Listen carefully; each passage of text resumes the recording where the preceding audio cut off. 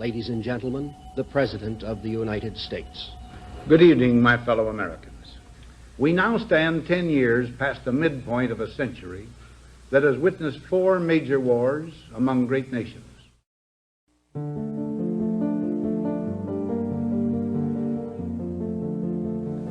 Until the latest of our world conflicts, the United States had no armaments industry.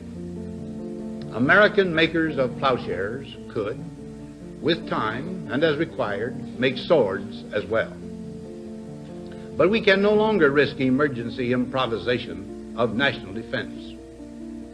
We have been compelled to create a permanent armaments industry of vast proportions. Added to this, 3.5 million men and women are directly engaged in the defense establishment. Now, this conjunction of an immense military establishment and a large arms industry is new in the American experience. The total influence, economic, political, even spiritual, is felt in every city, every state house, every office of the federal government. We recognize the imperative need for this development, yet we must not fail to comprehend its grave implications. Our toil, resources, and livelihood are all involved. So is the very structure of our society.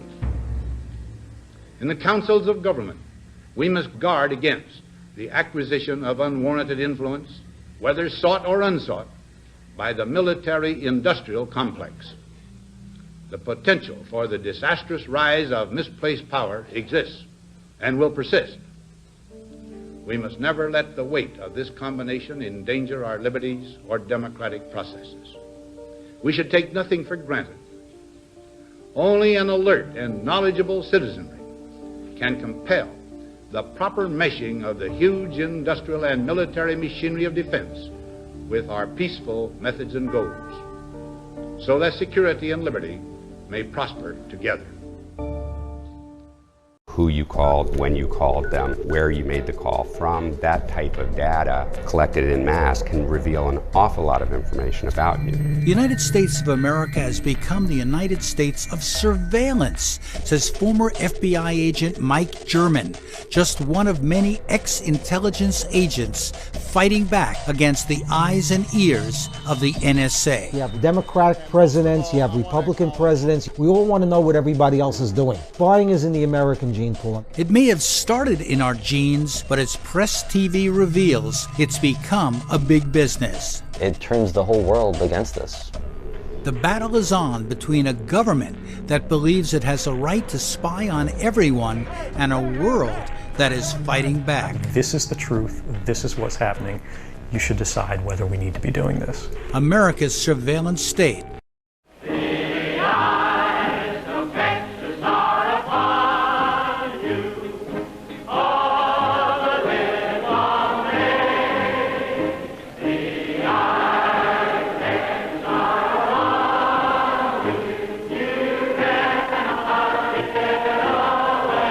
The Eyes of Texas used to be a popular folk tune, but today the song could be about other eyes, the eyes of a spy machine.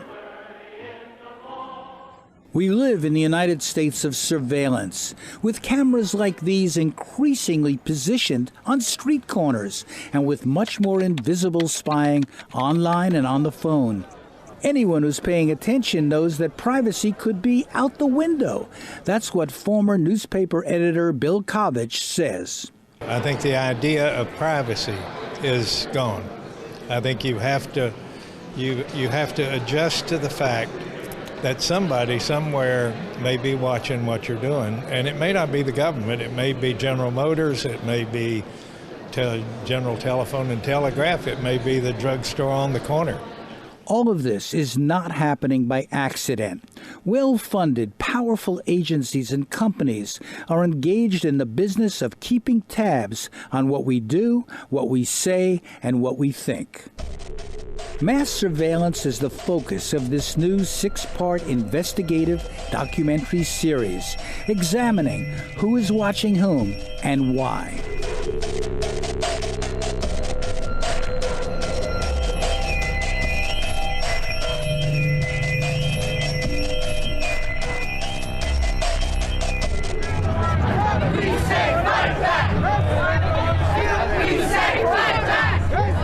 some Americans are up in arms, including an internet entrepreneur who says government spying could be a first step towards a police state.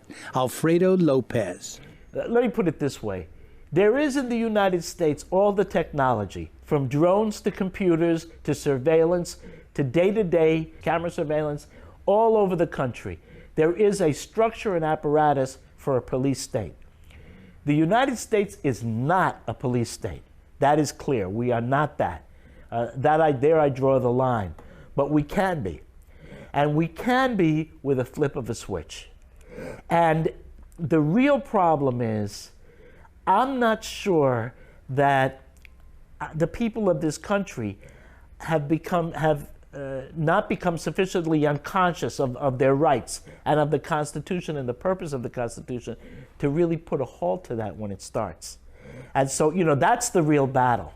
Others believe spying is now a big industry, more about money allocated out of fear than stopping terrorism. Sam Antar is a convicted felon who says there is a corporate angle.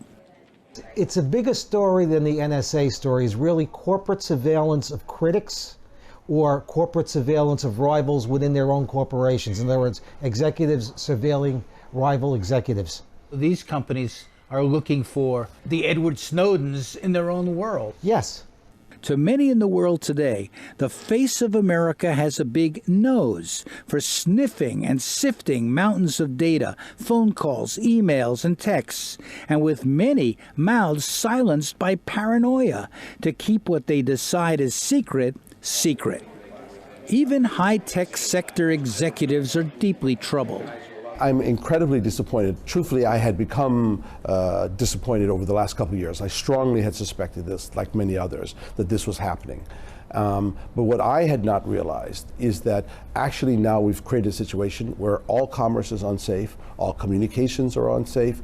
The most things that we had expected to be actually have some level of protection, completely eviscerated. Just like Toys R Us is one of our biggest stores for kids, Secrets R Us has become an American obsession, and now an explosive and divisive issue that affects people all over the world. It's important that the U.S. is embarrassed by this, because there isn't a way around it. They should stop it. They should stop indeceit. They should sign a treaty saying they will not conduct cyber war. They should sign a treaty saying they will respect the human rights of the whole world. Taken together, America has become a surveillance industrial state, where everyone's business has become its business, and where one huge U.S. intelligence agency has been given the sanction and unlimited amounts of money to spy on the whole world. In this series, you'll meet a former undercover FBI agent who says government spying is out of control. We want the intelligence agencies and the law enforcement agencies to have power to go after people who are doing harm. But these programs are being done regardless of any suspicion of wrongdoing. And a computer whiz who did the same kind of specialized secret work that whistleblower Edward Snowden did, but for the military. Well, when you work for the government, you're like, hey, I'm here to do a job. And at the end of the day, go home and make sure the job's done right. And it's really that simple. And the federal government has a lot of really outstanding people that work for it. High-end, high level. They wake up dedicated to make sure that it's done to the highest level you can imagine. But sometimes you just have people that just do their thing. They become upset with what they see. You will also hear from Edward Snowden's personal lawyer, who says that his leaks to the public were leaks of conscience. Edward Snowden has no desire to harm his country in any way. He believes that he's still on the side of his former colleagues, but they just don't see that. We've tilted too far in the direction of collecting information on innocent people. At the same time, writer Andy Greenberg of Wired magazine says Snowden's revelations are leading to reform. It seems that he's their worst nightmare, a kind of genius employee gone rogue. What I do see that's kind of remarkable is that his leaks are already starting to inspire reforms. Even as the government, the Department of Justice, calls for his imprisonment, the president himself is talking about how the NSA needs to be reformed based on what he's released. Going forward, I'm directing the Director of National Intelligence, in consultation with the Attorney General, to annually review, for the purposes of declassification, any future opinions of the court with broad privacy implications, and to report to me and to Congress on these efforts. Stopping mass surveillance is also an issue that is building in intensity. I cannot stand this anymore. I can't. As a mother, as a daughter, I cannot try to explain this situation to my children. This is an effort that's uniting strange bedfellows from across the political spectrum. I'm proud to sound here with Democrats, with Republicans, with progressives, with libertarians, because this is not about right and left. This is about right and wrong. In this series, we'll tell you what NSA really does, how it works with telecom and internet companies, and the threat it poses to a free press and democratic values. It's not only a violation of freedom of the press, it's a violation of the public's right to know. Information is the oxygen of a democracy. It's not just about participating in democratic processes. It's about being informed. That's what makes democracy meaningful. And when we don't have that information, when a very powerful entity, the government, has the information and the people don't, that is not a very healthy sign. We will also show you how whistleblowers, hackers, and activists are fighting back and winning support worldwide. There's been a kind of cat and mouse game between the surveillers and the surveilled that's been going on for decades. And what WikiLeaks, I think, was the first to show is that the mice can have some small or even large victories despite their lack of resources. Now, we see that the cats have cracked down again and that the surveillance state has responded. But then Snowden, appeared as another win for the mice. So, I think that this is going to continue, these sort of, a kind of tit for tat. But it does seem that these revelations by the mice, these moments when we learn, when transparency wins out over secrecy, essentially, are getting bigger over time. Even as protests mount, the United States government still supports a vast cyber spying program. What I've been very clear about is that there has to be a narrow purpose to it, not a broad-based purpose, but it's rather based on a specific concern around terrorism or counterproliferation or human trafficking or something that I think all of us would say has to be pursued. President Obama has called for some minor reforms, but critics are not satisfied. There's some things that I actually like about Barack Obama, but I'm clear about the fact that politically he is my opponent, he's my enemy, and he is clear about the fact that you have to put into place a series of controls that will preserve the social order. That's the only purpose for this stuff.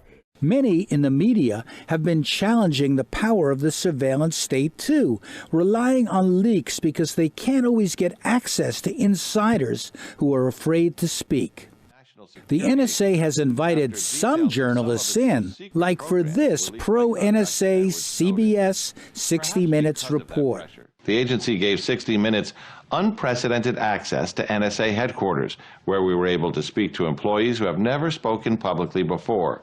Full disclosure, I once worked in the office of the Director of National Intelligence, where I saw firsthand how secretly the NSA operates. Senior correspondent John Miller later left the network to join the New York Police Department as an intelligence official.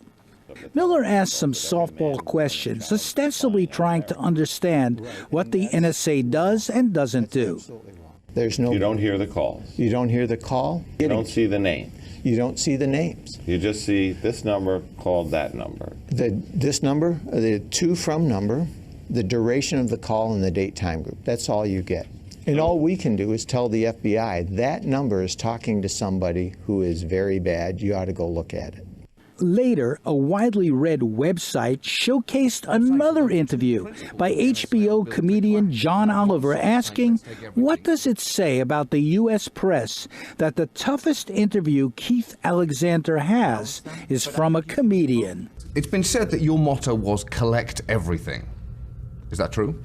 For specific problems. Right. But you do understand that collect everything is also the motto of a hoarder. That's the fundamental principle which ends up with someone living alongside 1,500 copies of newspapers from the 1950s and 6 mummified cats. Former officials like General Alexander were off limits to our series, as Vanny Vines of the NSA made clear, rejecting our requests for a tour. Thank you for writing. Given the volume of such media requests, we can't assist you at this time with your project. The NSA had been created in secret and designed to be invisible, although it's hard to hide more than 30,000 employees with a vast number of buildings. Their tightly guarded headquarters here in Maryland covers more than 325 acres. They have a small army to protect it from enemies, foreign and domestic, as well as their own fire department and SWAT team. Yet these days, you don't have to get on the inside for a staged tour of the NSA to know what's happening. And that's thanks to the whistleblower they're all paranoid about. One man, former contractor Edward Snowden alone, is suspected of making off with millions of documents that we have only seen a fraction of. He's been called an insider threat. I'm just another guy who sits there day to day in the office, watches what's happening, and goes, this is something that's not our place to decide. The public needs to decide whether these programs and policies are right or wrong. In a recent appearance for TED, an organization that features diverse speakers, Snowden said he would do it all again, despite his notoriety and the charges against him. And I want to make it very clear that I did not do this to be safe. I did this to do what was right. And I'm not going to stop my work in the public interest just to benefit myself.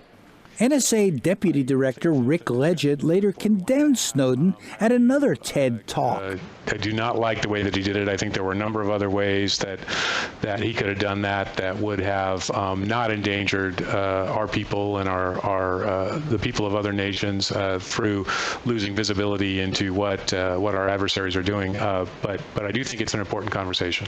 Snowden's secret files have sparked a global controversy and debate about the role of American surveillance that seems to have the world as its target. It has fueled debates in almost every country. They're damaging here in the United States because people obviously know what the government is doing. But the damage done internationally is spectacular. Not only did they get a lot of governments really upset with them, that they can patch over. But masses of people throughout the world know that the United States government is surveilling them. And this is a major, major problem for them.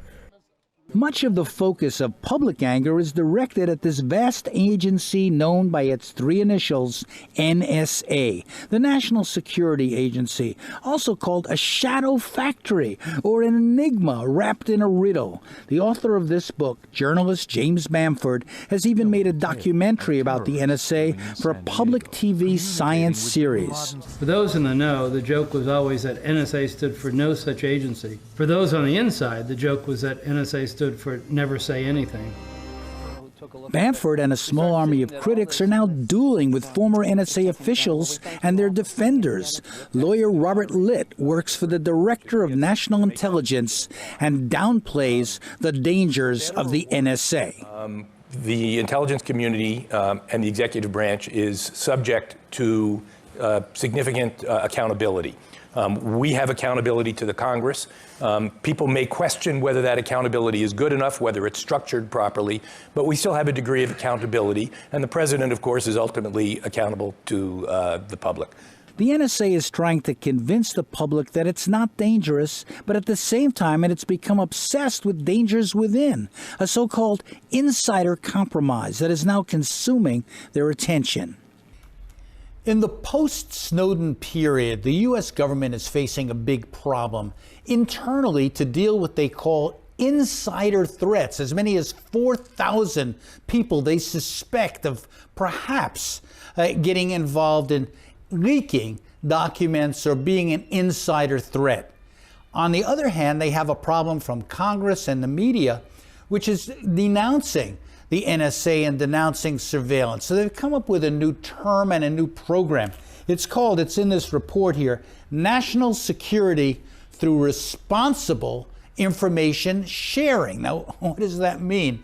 It's not really clear, but the idea is to coordinate the intelligence community and to have the people in Washington linked up to the people at the local level, even at the tribal level, on Indian reservations to try to create an integrated police state apparatus. At least it could be used for that, although right now it's just for responsible information sharing. And one of the things about this book that I found interesting was the acronyms, the nicknames of all the organizations that are part of this network. 6 pages of acronyms of organizations in the responsible information sharing environment. To explore the mentality of analysts and tech wizards who do the same work that Snowden did, we met Brad Sumrall, a darknet programmer and former military intelligence contractor. That you were, in a way, doing what Ed Snowden was doing at one point. Can you tell us about that? Basically the exact same job. I mean, depending on what government building you're in, I mean, it's still the same thing. It's the same rack of servers. You still have the SIPR net there. You have the regular Garrison internet. If you went out into the field, you have the tactical internets or networks. So when Snowden was monitoring information of various kinds, he had, I guess, clearances. Did you have clearances as well? Mm-hmm. Yep, and he was on the SIPR net. So in doing all of that stuff, were you very conscious of the material that you were dealing with being of a high security nature? Mm-hmm. Oh yeah, you have all the sensitive databases right there. Even as intelligence agencies try to keep their staffs in line, reporters have become another enemy and maybe a bigger threat, with many hard-hitting reports winning major media prizes and pitting leaders of the mainstream press against the lack of transparency by the NSA. He said awarding the Pulitzer to Snowden enablers is a disgrace. Anything you'd like to say back to him about that? You know, I mean, I look at Peter King's condemnation as an enormous badge of honor. Why shouldn't you, Mr. Greenwald, be charged with a crime? The scandal that arose in Washington before our stories began was about the fact that the Obama administration is trying to criminalize investigative journalism by going through the emails and phone records of AP reporters, accusing a Fox News journalist of the theory that you just embraced, being a co-conspirator with felonies for working with sources. If you want to embrace that theory, it means that every investigative journalist in the United States who works with their sources, who receives classified information, is a criminal. And it's precisely those theories and precisely that climate that has become so menacing in the United States. It's why the New Yorker's Jane Mayer said investigative reporting has come to a standstill. What do you say to those journalists that have been also highly critical of this kind of reporting on the Edward Snowden revelations? People like David Gregory that are asking if Glenn Greenwald should be prosecuted. It's outrageous. I don't know how he can call himself a journalist and talk like that. I mean, look, this is the job. I mean, the job is we're supposed to report the truth. If whistleblowers come forward, we're supposed to take the risk along with those whistleblowers. And society long ago decided that we're supposed to have protections when we do this. This is what journalism is about, shining a light on what the most powerful people in the country are doing to them in the dark. So we're going to continue to do that no matter what David Gregory and his friends say. This series will take you to a high-level media summit held inside the New York Times that debated the role of leaks and the need to defend the press. Well, I think there is a need for pushback. This conference is a step in that direction, and there are reporters and even mainstream news organizations that are pushing back. So there's an important fight going on here. The NSA could not have access to as high a volume of emails and communications without the full cooperation of telecom companies and internet providers. This relationship has blossomed into a surveillance industrial complex with a flow of personnel back and forth between the NSA and its contractors. As the internet expanded, corporations, I think, saw the possibility of making huge profits and really jumped into it very, very aggressively. But the important thing to note is that the real heavy-duty corporate involvement in the internet is only about 6 or 7 years old. That's when they've really swept in. Events like 9/11 enabled the NSA to grow into a $60 billion enterprise, with 70% or $42 billion going to contractors, some led by former NSA executives. In October 2001, the NSA had only given 55 contracts to 144 contractors. By October 2003, that number had grown to 7,197 contracts for 4,388 companies.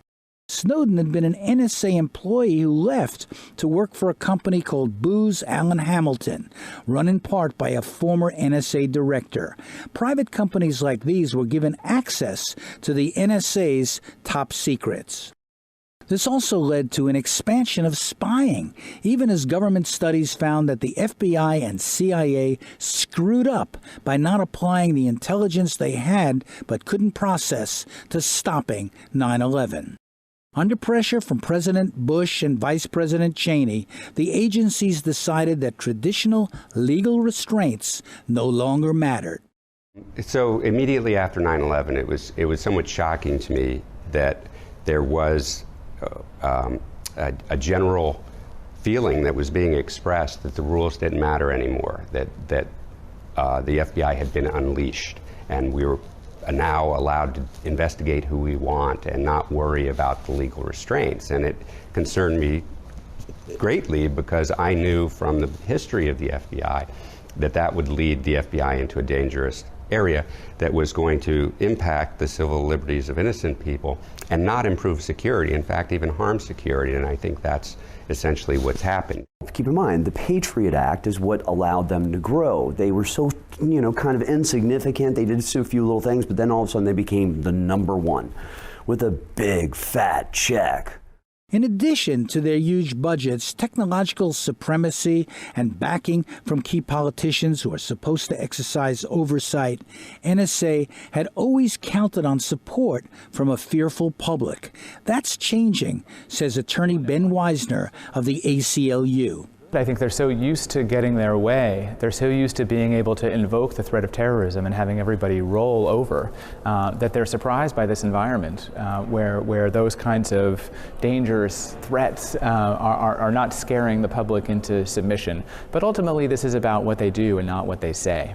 And I don't think that there is a great defense. No, nothing new for me, because back in the 1980s it was common knowledge that the NSA was using many of the same tools that it's alleged or it's come out to have been using today.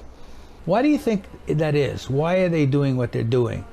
It's not an ideological issue, because you have Democratic presidents, you have Republican presidents, you have the far left, the far right. They all agree on one thing. We all want to know what everybody else is doing.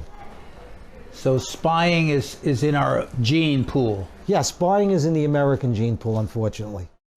Coming up next, more on how the NSA does what it does. We'll tell you about its collection program that enables it to spy on the internet and all of us.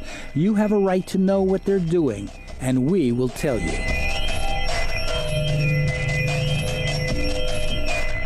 In DC than anywhere else in the world, so it's appropriate that we have this institution that really tells the complete story of espionage internationally. When you travel to America's capital, Washington, D.C., if you can afford the admission, you can visit this International Spy Museum to relive the glories of the Cold War, complete with an exhibit on James Bond's evil adversaries. What you won't find is any reference to the current surveillance spying scandal. The key aspects of espionage, that deception, that art of hiding information and disclosing information, really has remained the same. And this is the capital of it, Washington, D.C. Absolutely. Washington, D.C. is certainly the capital of espionage. And the capital of deception in many ways. Yes, absolutely. Outside of Washington, in the Maryland suburbs, is the capital of that capital. Merge onto K9 Road, then your destination will be on the left. The National Security Agency. This super secret spy agency is not hospitable to tourists or most reporters who want to know what's happening now.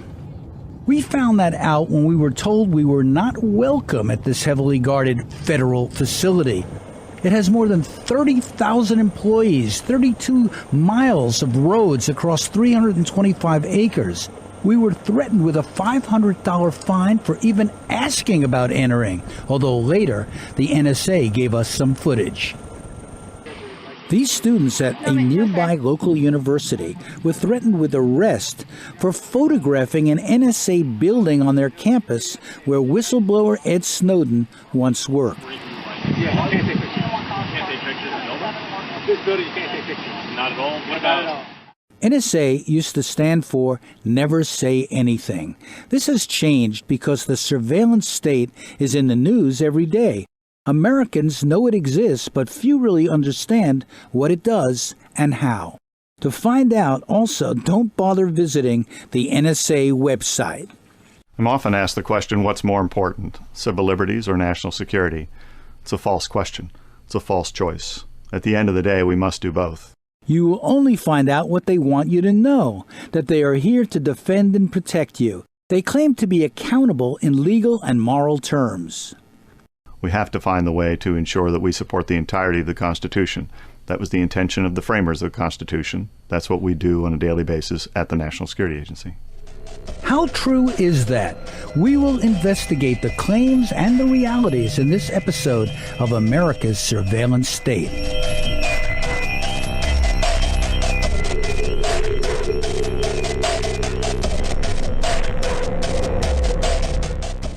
What does the NSA do? It's a simple question, but because it's a top-secret agency, a clear understanding has been hard to grasp. The agency is not required to release even non-classified information. On November 6, 1998, NSA for the first time declassified this organization chart of its operations directorate. You'll note some of this document is blacked out. It also only shows part of NSA's mission, including military support, intelligence oversight and policy, global issues and military production, and here, what they call collection operations. That's another word for electronic eavesdropping. It has become well known but also controversial because of all the data that is being collected and stored. You have this incredible advances in technology that enable much more collection than ever was possible, and an increase of secrecy around the program. So it's very unclear still, not just what the government is doing, but what legal authorities it thinks allows it to do what it's doing. Mike German, a veteran undercover FBI agent, knows surveillance techniques because he's used them.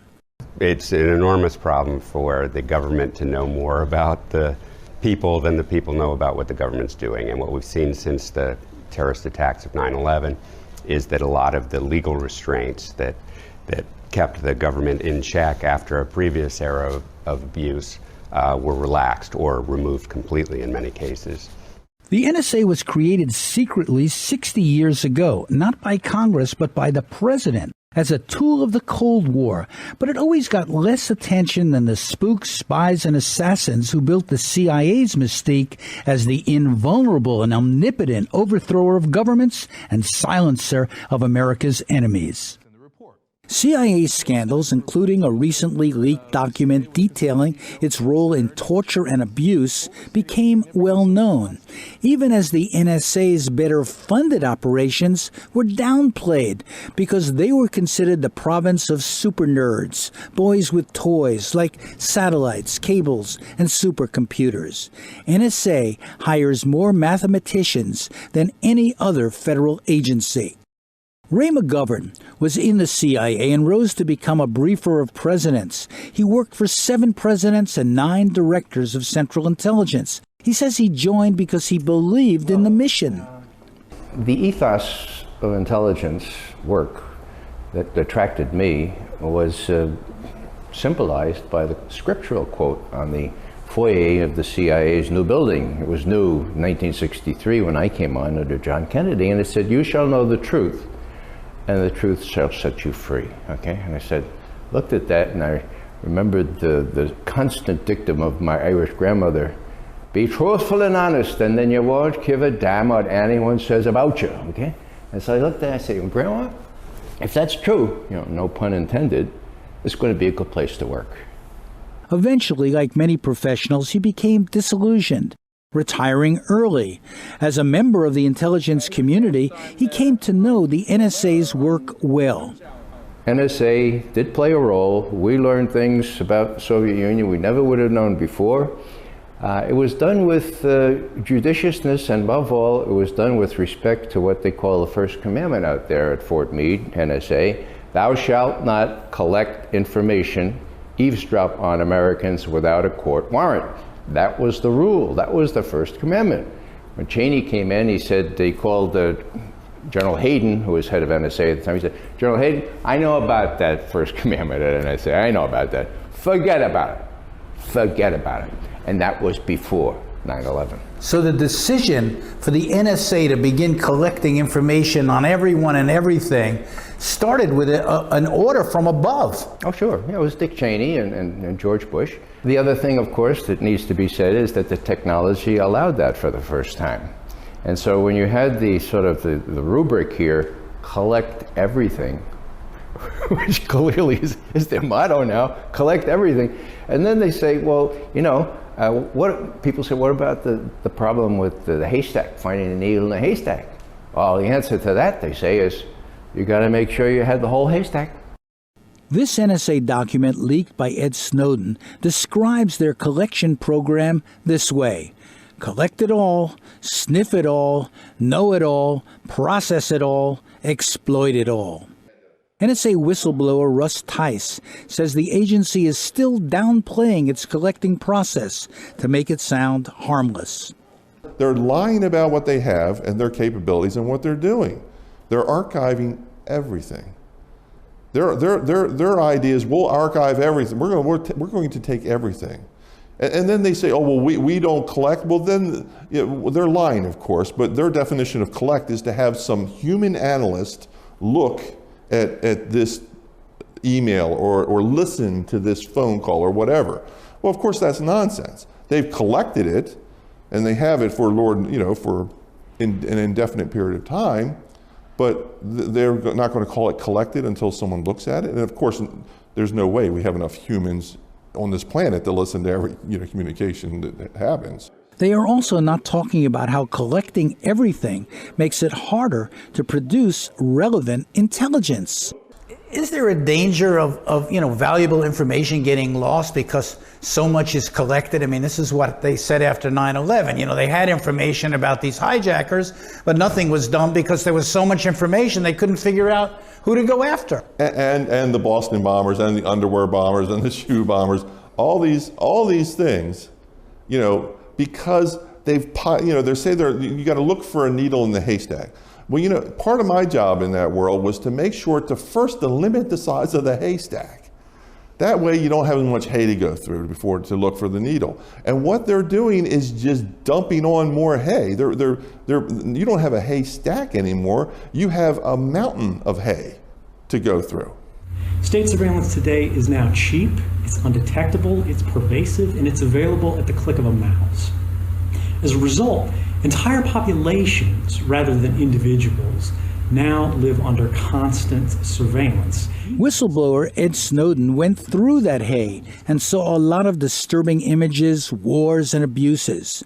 As a network administrator, he had access to all the databases and soon realized that he had the power to spy on anyone. In a video prepared for a televised debate, he explained. Despite policy, I, as an NSA analyst sitting at my desk, had the technical authority to wiretap anyone, from a federal judge to the President of the United States, without getting out of my chair, as long as I had a private email address. And that's not a boast. In fact, some of these cases have already happened. In 2009, the New York Times reported that an NSA analyst used our state surveillance infrastructure to improperly access Bill Clinton's email. And other NSA workers have used state surveillance to spy on their lovers, ex-girlfriends, and other individuals who are obviously not suspected of any crime at all or any kind of wrongdoing. It's important to note that none of those individuals were ever charged with crimes. And we have to ask ourselves, why is that? Journalist Glenn Greenwald has now released some of Snowden's documents in his new book that confronts the NSA head-on. The same rhetoric is constantly invoked, which is if you shine a light on what we in political power are doing in a way that we haven't authorized you to do, you're going to have blood on your hands. I mean, there's an obvious irony to being accused by a U.S. general who served in Iraq, of all places, of having blood on your hands or causing the death of innocent people. Nobody could ever surpass Keith Alexander and his fellow generals in their ability to do that. What we've seen is a expansion of what we call secret law, where they're either working under authorities that the American public doesn't know about, or even worse, there is a law in the books, but they're interpreting it in a way that an objective reading of that law wouldn't ordinarily allow. The NSA in the hot seat. Documents leaked by Edward Snowden show that the NSA may have been spying on Chancellor Angela Merkel. An old mobile phone number she used is listed in those documents. Germany not happy. Soon, thanks to the Snowden disclosures and media investigations, we found out that the NSA was collecting intel on 122 foreign leaders, even U.S. allies like the Chancellor of Germany and the President of Brazil. 35 leaders had their calls monitored. For Germany, it is unacceptable that the mobile phone of our Federal Chancellor may have been subject to surveillance activities by our American partners. For us, spying on close friends and partners is totally unacceptable. The NSA speaks of its work in neutral and non-threatening language, using terms like collection, telephony metadata. What does that mean? We asked former FBI undercover agent Mike German.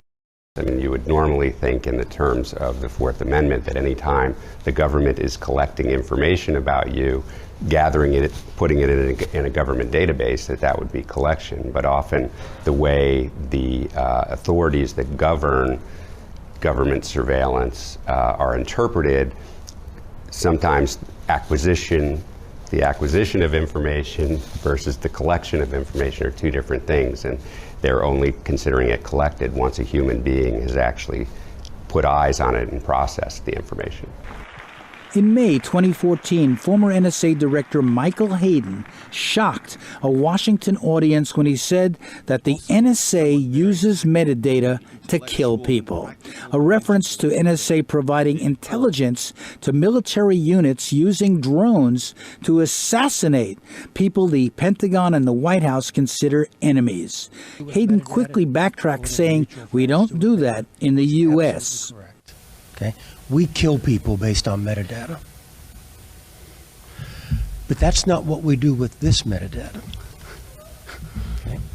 Thankfully. Wow, I was working up a sweat there for a second. Hayden, now working with a former Homeland Security chief, was also embarrassed in October 2013 when he was overheard by a fellow train passenger who began tweeting the content of his confidential phone conversation.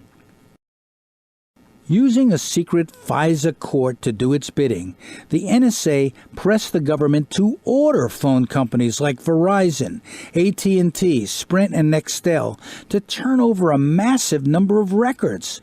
Later we learned about a program called PRISM. Here's the secret NSA document that shows what it does to collect internet data. Virtually everything we do and say online from all the big companies. Well, they're collecting everything they can collect, and that is everything. They've been doing that without any adult supervision. The White House, the committees in Congress who are supposed to be exercising oversight, right? They're the overlook committees, not the oversight committees, and they're complicit in that. Not only that, but you have these 15 faux judges from the FISA court, the Foreign Intelligence Surveillance Act court. Faux means phony, right? Yeah, F-A-U-X, yeah. And so what you have, Danny, and this is important, the first time in my life, you have the executive, you have important people in the legislative branch, the heads of the intelligence committees, and you have 15 judges on the FISA court, all sort of enmeshed, all complicit in this gross violation of the Fourth Amendment. And you start out asking about NSA, what it stands for?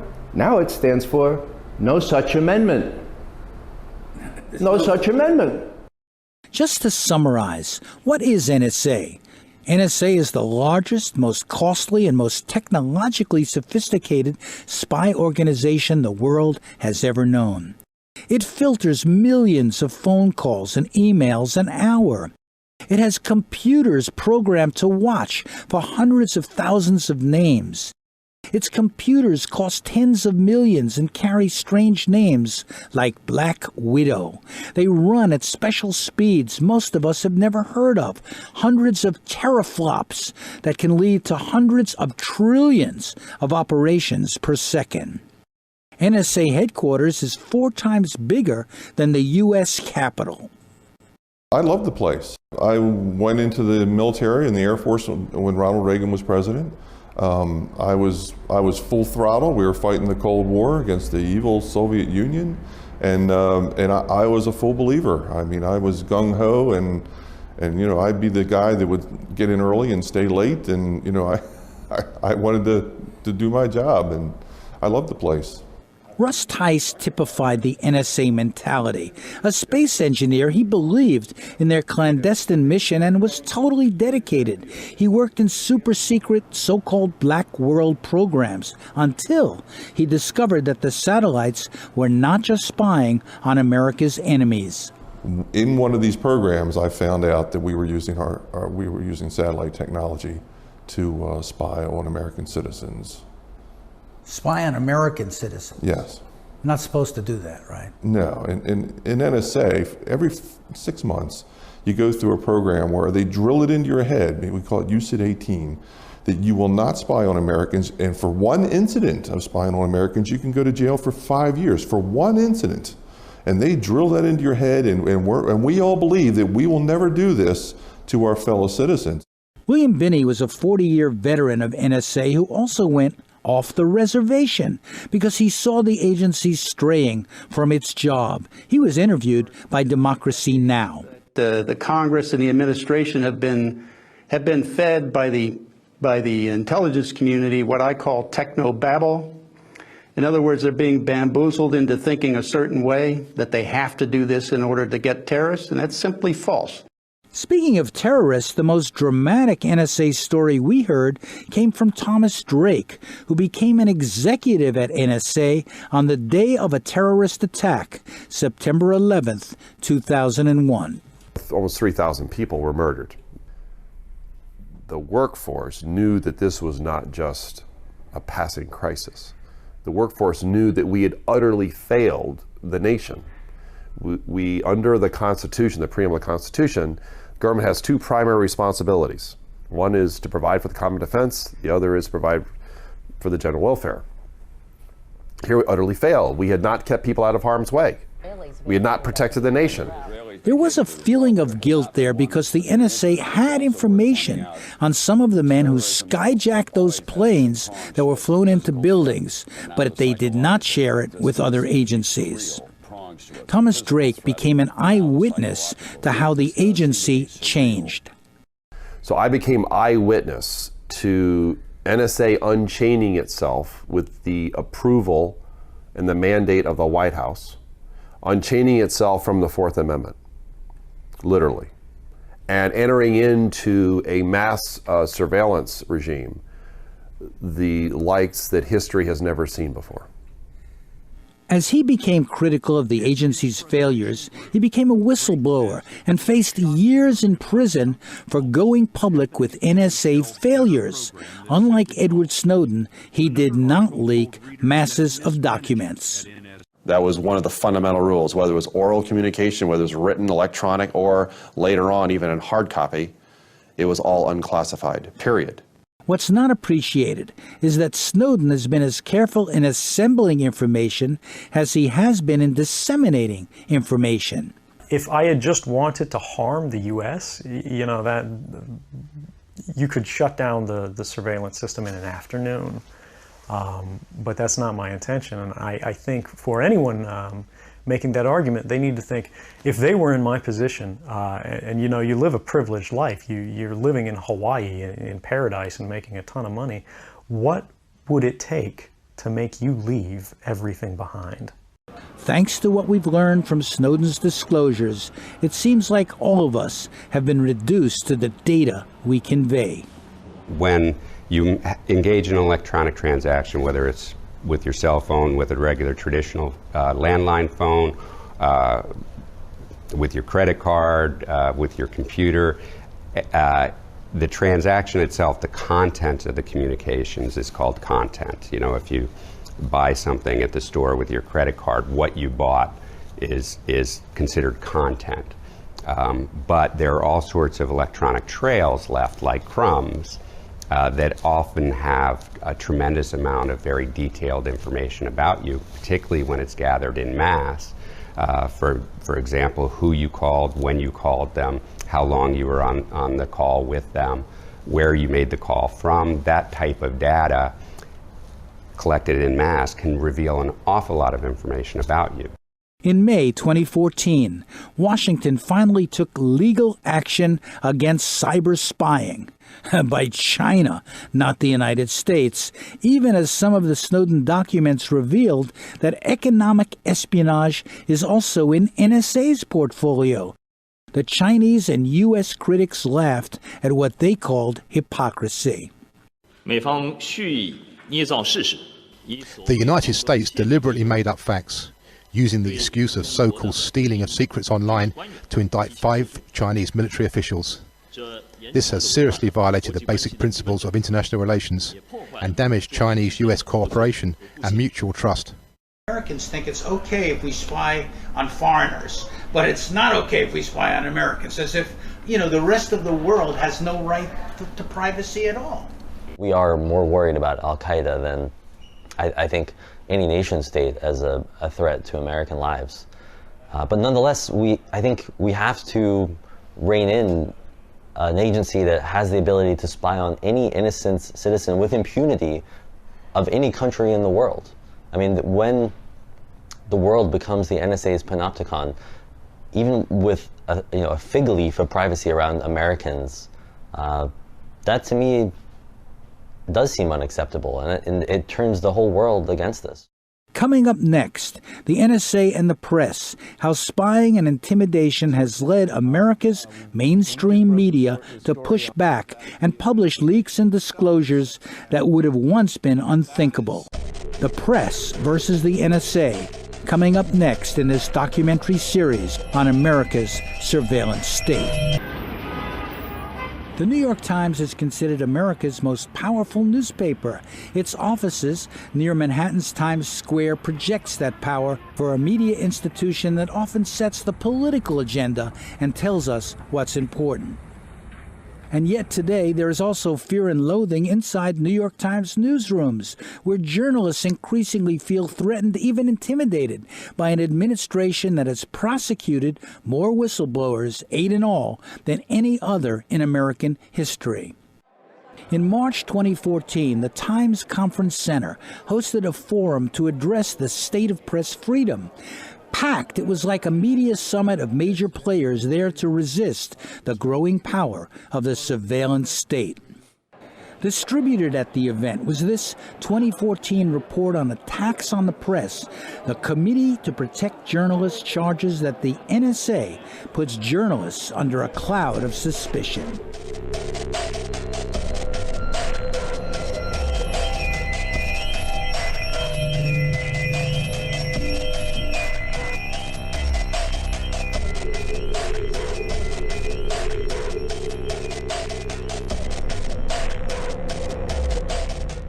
We're at the New York Times Center in Manhattan for a conference on sources and secrets. Some of the top journalists in America are here to debate and discuss the growth of the surveillance state in America.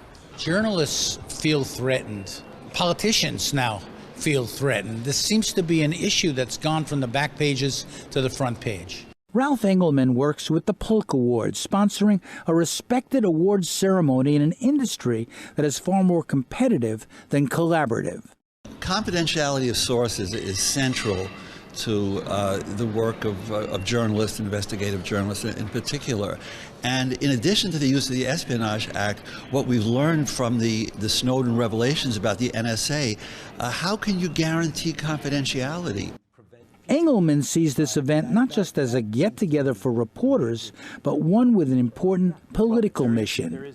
I think there is something that has not been said directly that needs to be said, and that is that the sort of political context for this whole crisis in terms of journalism and surveillance and the use of the Espionage Act of 1917. If you go back to the original Act of 1917, it was passed in large measure to suppress anti-war sentiment against U.S. entry into the war, First World War.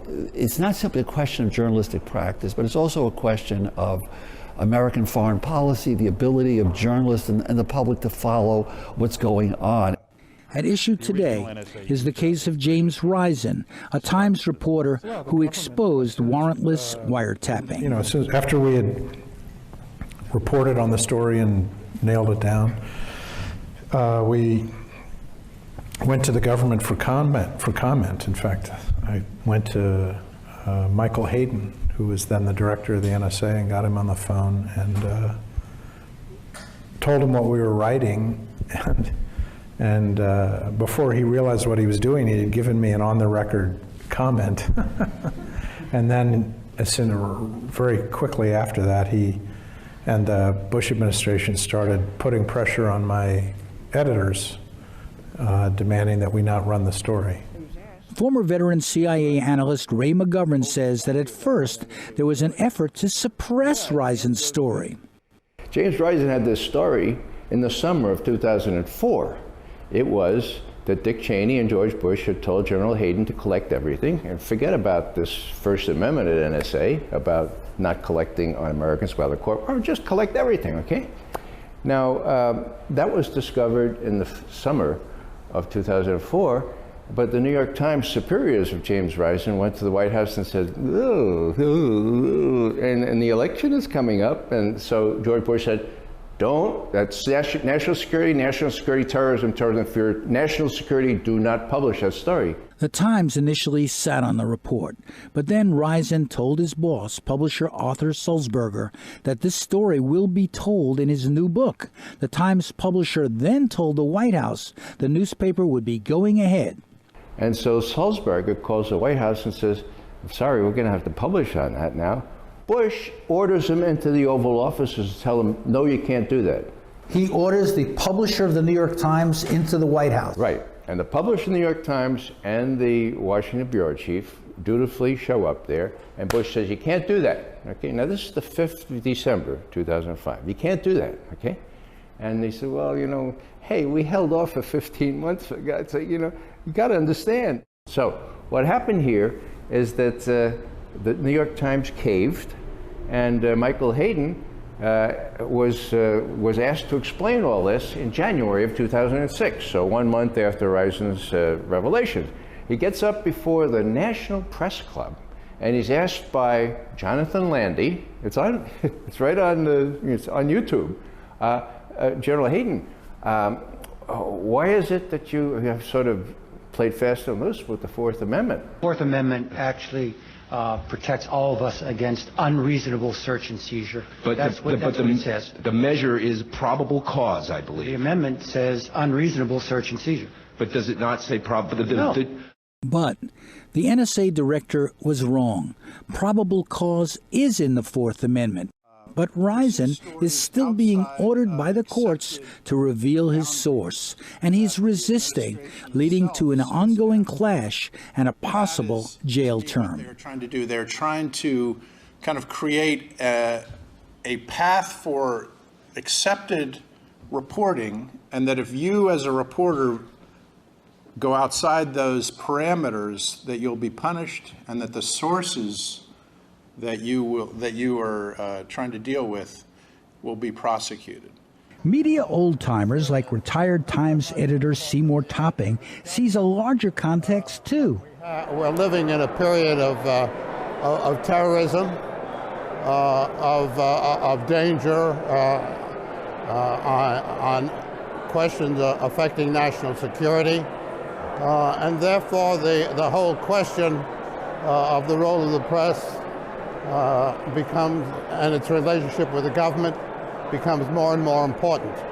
It's important that the public become more and more aware of the problems confronting the press. Journalists in the building, like Bill Kovach and other former Times bureau chief, were also very conscious of what happened to another building in New York, the World Trade Center, creating the pretext for the rise of massive government spying. When the Trade Center went down, all bets were off. Who was going to challenge the government? Nobody was. We didn't do it. The press didn't do it. The government had the opportunity, and George W. Bush opened all the doors. So fast forward to the present day, we have situations where newspapers like the one you work for here are actually willing to work with whistleblowers and bring out information that maybe in the past they wouldn't have done as quickly, although we do have the Pentagon Papers. And I helped work on the Pentagon Papers. We were ready to do it. The Times was ready to do it at any time if they could confirm the information. You know, we got the Pentagon Papers dumped, but we rented 2 floors of a hotel over here for a month and vetted that data ourselves, so we did our own reporting. Mr. Ehrlichman, are you telling me that the break-in to Dr. Fielding's office was to satisfy the President of the United States? The President wanted very much to make sure that a thing like this could not happen again. How one learned whether Ellsberg acted alone, as a disgruntled employee of a think tank, whether he acted as a member of an international spy ring delivering secrets to a foreign embassy, or just what his role was, where he fit, had to be determined, in the opinion of the investigators, by every available means. Do you have a sense of mission, which is unusual in journalism, a sense of, you know, you're actually uncovering something of value and importance to the American people? That's the only reason to be a journalist. I mean, democracy, you know as well as I do, democracy only survives on a population that has the kind of information that allows them to make a decision to help make a democracy work. And if the press doesn't do it, who will? This is not just an American problem. Journalists in other countries are being spied on too by the NSA and their own intelligence agencies, says Tim McNulty. If you look at journalists in other countries, they risk a great deal more than we risk. We may be, prosecuted, or we may end up with adverse publicity or things like that, but we rarely feel that our lives are threatened, that our livelihoods are threatened, that our families. The journalists in many other countries are not only more aggressive, they're more courageous. This Sources and Secrets conference included exchanges with representatives of the intelligence community who argued that whistleblowers like Edward Snowden should be in prison. It is my personal opinion, Jim Risen called me out on this, that people who leak classified information commit crimes, and if we can catch them, which is not always easy, we ought to prosecute them and they ought to go to jail. Here's Robert Litt, who is general counsel for the Director of National Intelligence. There are many, many things that the government believes need to be kept secret in the national interest. And there's a full recognition of the fact that the press is almost invariably going to balance that interest different than the government does. And so there's going to be necessarily an adversarial relationship. And the question is, what kind of processes can we set up to ensure that that adversarial relationship is a productive one rather than a destructive one? The panels also included journalists who have been disseminating and publishing secrets leaked by Snowden, like the Washington Post's Barton Gellman, and independents like Glenn Greenwald and Laura Poitras. Edward Snowden is a rock star to some. To others, of course, he is a traitor. And here today, via Skype, we have the 3 journalists who were entrusted by Snowden, chosen by Snowden, to be the recipients of top secret NSA archives. Do you feel it's essential? Do you systematically run by the government, ask for government response on the stories you've done on the Snowden revelations or other stories about the NSA? We've had the legal framework since, I don't know, the Alien and Sedition Acts and the Espionage Act of 97 years ago, with which a government could prosecute journalists for talking about secrets. And it has been a legal culture, a political culture, that's created the barriers to that. Greenwald and Poitras have worked directly with leading newspapers to report secrets buried in these documents. He did not think that he should be in the position to decide which documents ought to be published and which ones ought to be suppressed. He came to well-established and well-regarded newspapers and asked the journalists in those institutions with whom he was working to make those judgments about what is in the public interest to publish and what is not. And specifically, at least to me, said, a lot of what I'm giving you is for background, for context, for understanding. But I don't think all of this should be published. If I just wanted all of this published, I wouldn't need you guys. I could have just uploaded it to the internet myself. The thing that has, I think, been positive in terms of Snowden's disclosures is that it's reawakened an adversarial press, and that people have been shocked that these decisions about surveillance have been made completely in secret, completely without public debate. And that there does seem to be some kind of an awakening, but I wouldn't call it a shift of the pendulum. And now, an initially skeptical American media has showered them with top prizes. Greenwald, Poitras, and Gelman won the admired Polk Awards. The next question, would the media honor Edward Snowden's contribution as a whistleblower? In the end, they didn't, but newspapers that carried his leaks did win the even more prestigious Pulitzer Prize. These reports were not always picked up or praised because establishment journalism does not trust crusaders like Greenwald and Poitras, says Rory O'Connor of Stony Brook University. Because they're too independent, and because even as you heard, the editors of the top publications here, the New York Times, the Washington Post, the New Yorker, and so on, all of them said on the panels today, in fact, that they have not been aggressive enough, that they have collaborated perhaps too much with the government in the past. These are the people who run the major media organizations being self-critical and saying, no, we don't need to have more humility, which is what was suggested by Mr. Litt, the representative of the NSA and the CIA. He said that the press needed more humility. I was pleased at least that the leaders of the mainstream organizations struck back against that and said, no, we don't need more humility. We need more aggressive reporting, and I agree with that. Before the big prize was given, publications like the magazine Politico framed the challenge facing the powers who run establishment journalism. Wrote media critic Dylan Byers, honoring the NSA reporting would inevitably be perceived as a political act, with the Pulitzer Committee invoking its prestige on behalf of one side in a bitter national argument.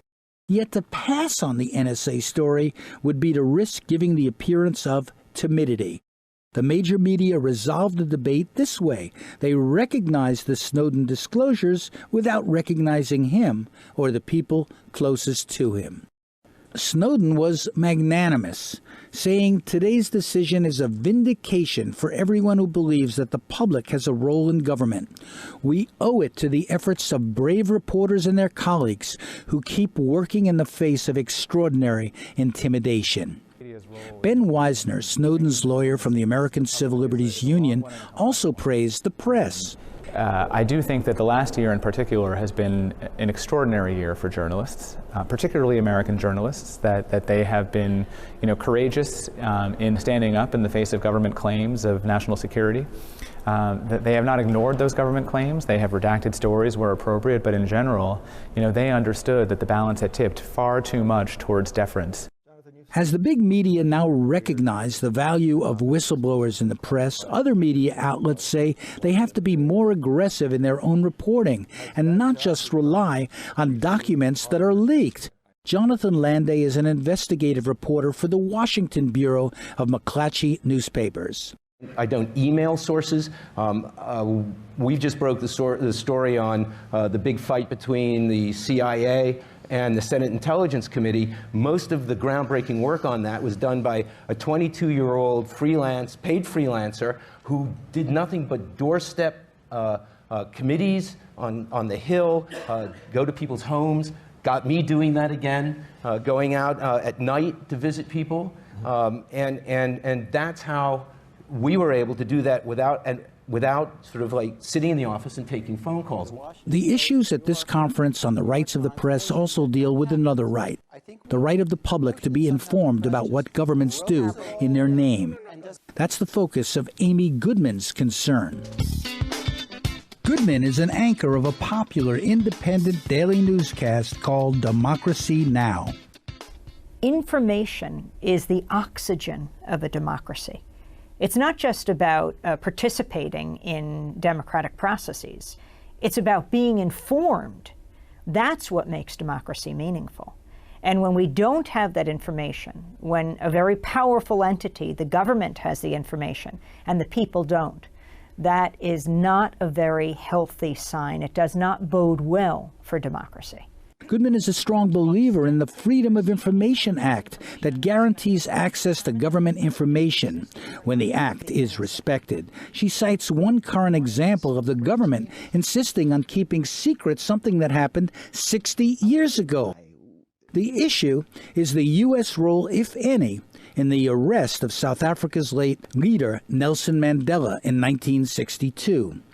Ryan Shapiro, an MIT graduate student, is now suing for the information after the government turned down his request. Ryan Shapiro, the graduate student at MIT, has sued for more information under the Freedom of Information Act than anyone in U.S. history. And one of the issues he cares deeply about is what happened to Nelson Mandela? How was it that he was picked up in the early 60s? Was it just the South African government, or was Nelson Mandela targeted by the CIA and intelligence given over to the South African apartheid regime?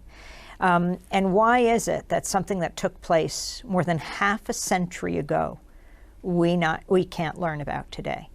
That is a very serious question. That doesn't have to do with national security. That has to do with embarrassment, and that is not acceptable. In the end, this is a fight to keep the public informed. You don't just achieve democracy. People have to fight for it every single day, have to be ever vigilant. So now that the information is out there, and we don't even have all of the information, people have to decide what they want to do, how much power they want to imbue in the government. So what will come from calls to action like Amy Goodman's and mainstream media conferences decrying the problem? You know, I think nothing will come out of events like this, honestly, to answer your question. You know, the final panel was entitled, "Where do we go from here?" But actually, there was very, very little of anyone addressing where we go from here. We're at a state here in the United States right now where the press is under attack by the Obama administration, a greater attack than any previous administration. In fact, than all previous administrations rolled together. And so the question is, where does the media go from here, faced with this attack, faced with the threat of further imprisonment on the part of Times reporters like Jim Risen? You know, the mainstream media themselves are under attack. And I think that one thing I'm hoping you're going to see is a greater unity among the media. NSA whistleblowers like Russ Tice say that the NSA at first labeled him paranoid to discredit him with the press. Paranoid is right. They used paranoid.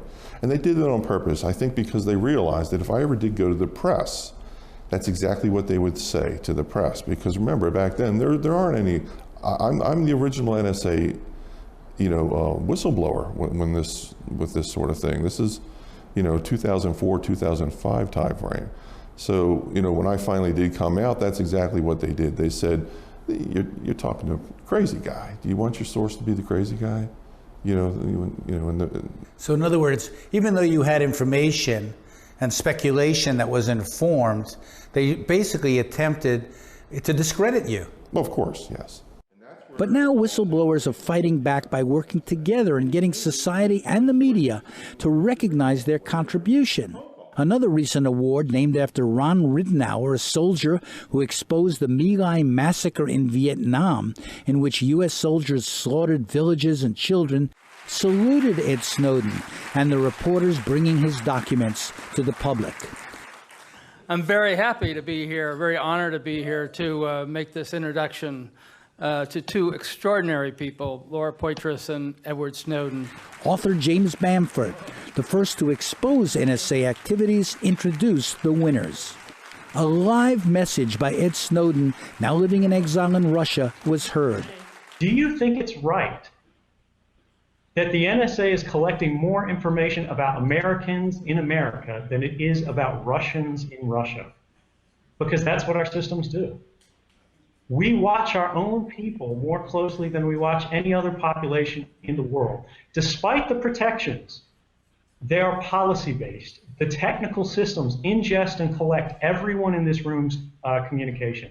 When you pick up the phone, when you make a call, when you make a purchase, when you buy a book, all of that is collected, and I could see it at my desk crossing my screen. Former CIA analyst Ray McGovern says that journalists are not the only ones who fear the power of the NSA. Then you ask about the journalists. You're asking about, well, everybody's afraid. I mean, it's not just the journalists.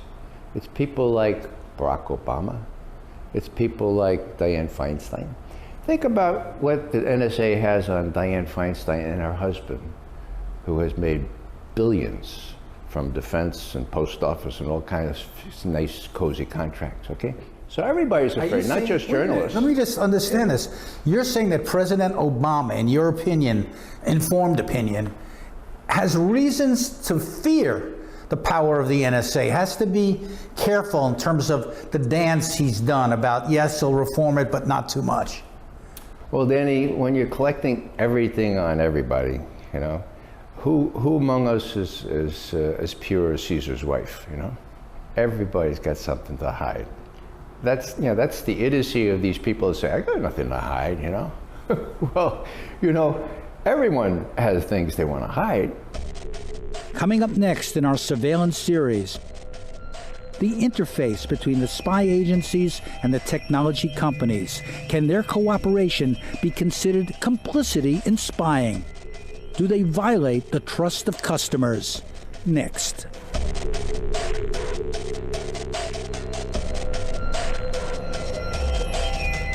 Welcome. Welcome. The Internet was originally created by a government defense agency, but it quickly became a platform for the growth of a new industry worldwide, offering a wide range of attractive products and services. As the web became popular with hundreds of millions of users, intelligence agencies like the NSA decided to use it for its own purposes. An instrument for global communication soon became a tool for massive spying, part of a surveillance industrial complex.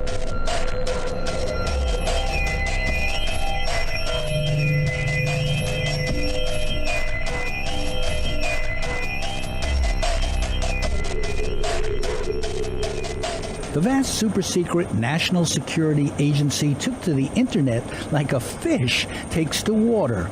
There is an often invisible but deep connection between a high-tech government intelligence service and the corporate world, as well as tensions between the companies, their customers, and the government. It works on many levels. First, the intelligence agency works with thousands of businesses who offer services and provide contractors. Some of the big ones are on an NSA advisory panel, and others are deeply complicit with its global spying and surveillance mission. At the same time that many are criticizing government spying, customers are pressuring their phone and internet companies, accusing them of violating their privacy. Here's one case documented in this chart shown in a lawsuit proving that AT&T set up a special room to intercept calls the government wanted to spy on.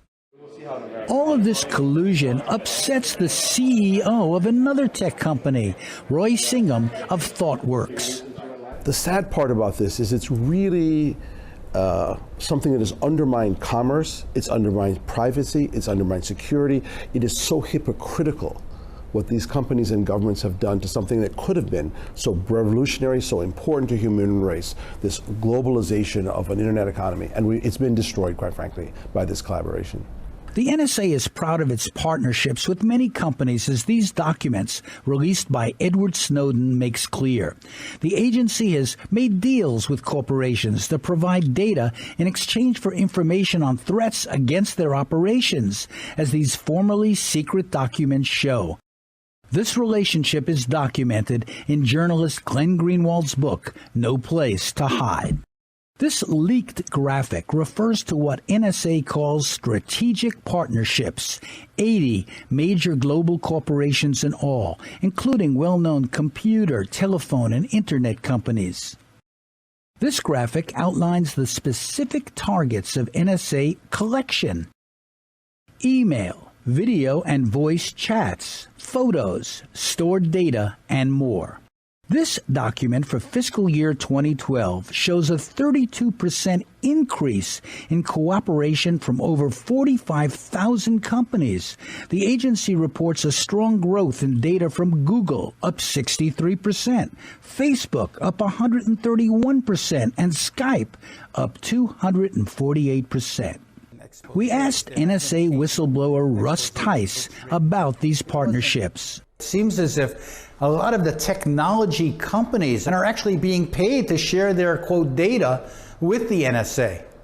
Absolutely. And in some respects, I have a little bit of sympathy for some of these companies, because it's a carrot and a stick. Now, the carrot is, oh, by the way, we're going to pay you millions and tens of millions of dollars and beef up your bottom line for this information. The stick is, if you don't give us the information, we're going to make life miserable for you. We're going to cut back on your government contracts, and as the CEO of Quest Communications found out, we're going to put you in jail if we can find some nitty-gritty thing that we can pin on you. And I think he just got out of jail just a couple months ago. Companies are often ordered to supply information for which they are paid. This is an actual court document showing that NSA requests to a foreign intelligence surveillance court results in orders to the company.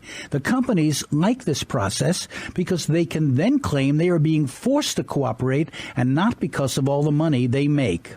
So in other words, there is intimidation, actually. This is really almost mafia-like. Absolutely. This is extortion and blackmail. But some of these companies engage in spying themselves. Challenges to Google's use of Street View cars seems on its way to the Supreme Court. Their role has the attention of Martin Smith, a producer at the PBS Frontline program. Smith says that businesses in Silicon Valley helped create the surveillance state. That the cell phone that you carry tracks everything, everywhere you go. It increasingly tracks what you buy. Your email is scanned so that advertisements can be placed, but it's creating a turnkey surveillance state that is that everybody is participating in. It's not just journalists and their sources, but everybody is exposed. Their information, Google knows more about you than any institution on the planet at this point. But these companies want you to sign privacy agreements. They claim to be protecting your privacy. Well, they are. They do have privacy agreements, and if you took the time to read them, perhaps you could make a rational decision, but you'd never get out of your house. You'd be there reading these privacy agreements for months on end. Alfredo Lopez runs an internet business to empower citizens. You're a customer of a company, you sign a privacy agreement with them. They want you to, they have an implied contract with you to actually ensure that your data is treated confidentially and private. Right. But they've broken that, haven't they, many of them? They've broken it, and they also, you have to really be careful. Google collaborates with the U.S. government. It's on a bunch of committees with the U.S. government. And its privacy and data protection agreement has more holes than a piece of Swiss cheese. So they can do literally anything they want with your data. In fact, Google writes into its Gmail agreement the ability to actually read your email. They claim it's for marketing purposes. But the same apparatus they use to read your email can also be used by some government official to figure out what what it is you're talking to, what it is you're talking about, and who it is you're talking to. So this is a battleground, isn't it? Between the desire of people to communicate without being spied on and the insistence by the government to spy on them. That is correct. The companies require privacy agreements like these that customers think protect them. But many of these agreements are written by lawyers who know how to conceal or sanitize their real meaning. The language is deceptive, writes critic Wolf Richter. They're all doing it. They're part of the enormously hyped bubble of big data, whose business model is to collect and monetize your personal information, which has become part of a new asset class. And seeing this, the NSA is dying of data envy. At the same time, initially at least, most of the big companies would not discuss their involvement or deny it. Larry Page of Google said, press reports that suggest that Google is providing open-ended access to our users' data are false, period. Facebook's chief security officer, Joe Sullivan, said, we do not provide any government organization with direct access to Facebook servers. Later, Mashable reported Google, Microsoft, Yahoo, and other tech giants knew of the existence of the secret NSA surveillance program, PRISM. NSA's general counsel says tech companies were aware of PRISM, they just didn't know it was called that. Early on in the debate, there were some statements by companies who may or may not have been involved in the program saying, well, we never heard of PRISM. But whether they ever heard of PRISM, any company that was from whom information was being obtained under 702 knew that it was being obtained. Correct. PRISM is just an internal government term that as a result of the leaks became a public term, but collection under this program is done pursuant to compulsory legal process that any recipient company would have received. According to Tom Gelton, a correspondent for National Public Radio, the NSA and many companies signed on to an ESF, Enduring Security Framework, to work together in a mutually rewarding way. As part of what's called the Enduring Security Framework, chief executives of top U.S. corporations are brought to Washington 2 or 3 times a year for a one-day classified briefing. For each session, the CEOs get special top-secret clearances so they can be told about the latest in cyber weaponry. They can then go back to their companies and take steps to deal with the threats they hear about, threats they may not previously have taken seriously. Suddenly, tech companies began spending millions to boost their images. Right now, we exist in a surveillance state. I have no doubt in my own mind that we have, the corporate players and the government spies have put in place a mechanism where they can monitor almost everything at real time. And to assume that our secret policies, which are judged by courts that are secret, and issue mandates that are secret, to believe that this secret mechanism will safeguard us from devolving into a police state, I think is really the height of recklessness. Al Jazeera published emails showing a close personal relationship between Google execs and NSA. No wonder journalist Glenn Greenwald says, there almost is no division between the private sector and the NSA, or the private sector and the Pentagon when it comes to the American national security state. They really are essentially one.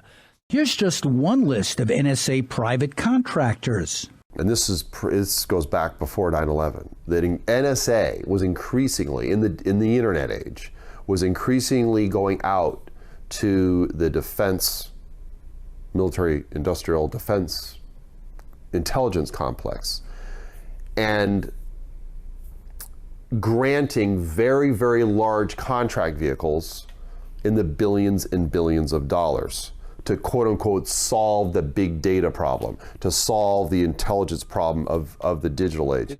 Former NSA executive Thomas Drake told us a less expensive in-house surveillance program was later junked and replaced by one built by a private contractor, SAIC, at a much higher cost. The dark secret right, which I've continued to talk about, is that the very best of American engineering innovation had already solved the problem. They just chose to ignore it. One particular program was called ThinThread, and it was developed for just over $3 million, but it didn't stand a chance against a program called Trailblazer, which was $4 billion. When it was awarded with great fanfare as a flywheel contract, the flagship program in which it would take NSA into the digital age. And that was in the spring of 2000. In fact, I was, again, told by the number 3 who I reported to, he says, you know, you got to be at least 10 million to even get noticed. And 2, you know, ThinThread came out of it was a signals, we call it Signals Intelligence Automation Research Center, otherwise known as SARC, which was, it was really a center of excellence for. But it was internal. Internal, had about a dozen people, right? And guess what? It was replaced by a $4 billion project. That $4 billion project had been already awarded. It was the corporate solution. You did not challenge the corporate solution. Even though the acquisition regulations, the contract regs, require you to determine if there are any alternatives or existing solutions that meet the requirements. They just, because you're outsourcing. This was a choice, another critical strategic decision that was made by General Hayden, which was we're going to buy the solution, not make it. There was no in between. Working for spy agencies can become a company's profit center. The conglomerate that Edward Snowden worked for reportedly made over $1 billion servicing defense agencies like NSA. Silicon Valley is escalating pressure on President Barack Obama to curb the U.S. government surveillance programs that vacuum personal information off the internet and threaten the technology industry's financial livelihood. A coalition that includes Google, Apple, Yahoo, Facebook, and Microsoft lashed out in an open letter printed Monday in major newspapers. The crusade united 8 companies that often compete fiercely against each other, but now find themselves banding together to limit the potential damage from revelations about the National Security Agency's snooping on web surfers. As exposés of the corporate role mounted, foreign companies no longer wanted to do business in America. There are reports rolling in saying that U.S. businesses are feeling fallout overseas from the NSA spying revelations. You normally wouldn't make the connection, but other countries are actually thinking twice now about buying goods that are made by U.S. companies. Even Julian Assange of WikiLeaks commented on how American companies were being hurt. You know, I've been involved in the tech industry for a long time. I know my friends in the US are really hurting as a result of NSA, of what has happened in the NSA. As far as the outside world is concerned, the United States has become an archipelago of coercion, where any person you were dealing with in business at Google or Facebook or Yahoo or at a telecommunications company might have become secretly an agent of the National Security Agency because they're ordered to do so by the FISA court, and they're forced to keep that secret or through the mechanism of national security letters. One study reported that the U.S. cloud computing industry could lose as much as $36 billion in business. Even as companies challenged NSA access, a top-secret court that oversees surveillance has time and time again ruled for the NSA. Some companies like Microsoft published a secret internal manual to show employees how to cooperate with government requests. This one was leaked. This manual shows that the company set up a special portal for government agencies to make requests. Google decided to publicize the growing number of requests for information they were receiving to show how transparent they are. Then, for PR reasons, many companies began pressuring the government publicly to reform NSA. You know, so frankly, I think that the government blew it, right? I think that they blew it on communicating what they were, basically the balance of what they were going for here with this. So, you know, the morning after this started breaking, there were like a bunch of people asked them what they thought, and the government's comment was, "Oh, don't worry. Basically, we're not spying on any Americans." Right? And it's like, oh, Wonderful. Yeah, it's like that's really helpful to companies who are trying to serve people around the world and really going to inspire confidence in American internet companies. It's like, thanks for going out there and being really clear about what you're doing. So I think that was really bad. Some companies are now defying the NSA. Others say the government is irresponsibly blaming them unfairly. The tech industry is less thrilled that the White House is shining a light on their data collection practices through its big data report. Companies issued statements urging the White House to turn its attention back to how the NSA collects private data. Criticizing them, they say, is irresponsible. I mean, we haven't had this kind of arrogance of American corporate government language, in my opinion, since the 50s. You know, when what's good for General Motors is good for America. And I think it's time that the businesses in the rest of the world took notice of this monopolization by U.S. corporations and said, this is not good for our countries, it's not good for our clients, it's not good for our customers, it's not good for the world. At the same time, they have made videos like this to show the public how they handle requests for information on their customers. In the course of a criminal investigation, sometimes the government requests information on Google users. Here's how we protect users' information from excessive requests, while also following the law. Let's say the federal authorities want information from Google about user HughDunnit22. Google protects your rights by upholding the Fourth Amendment.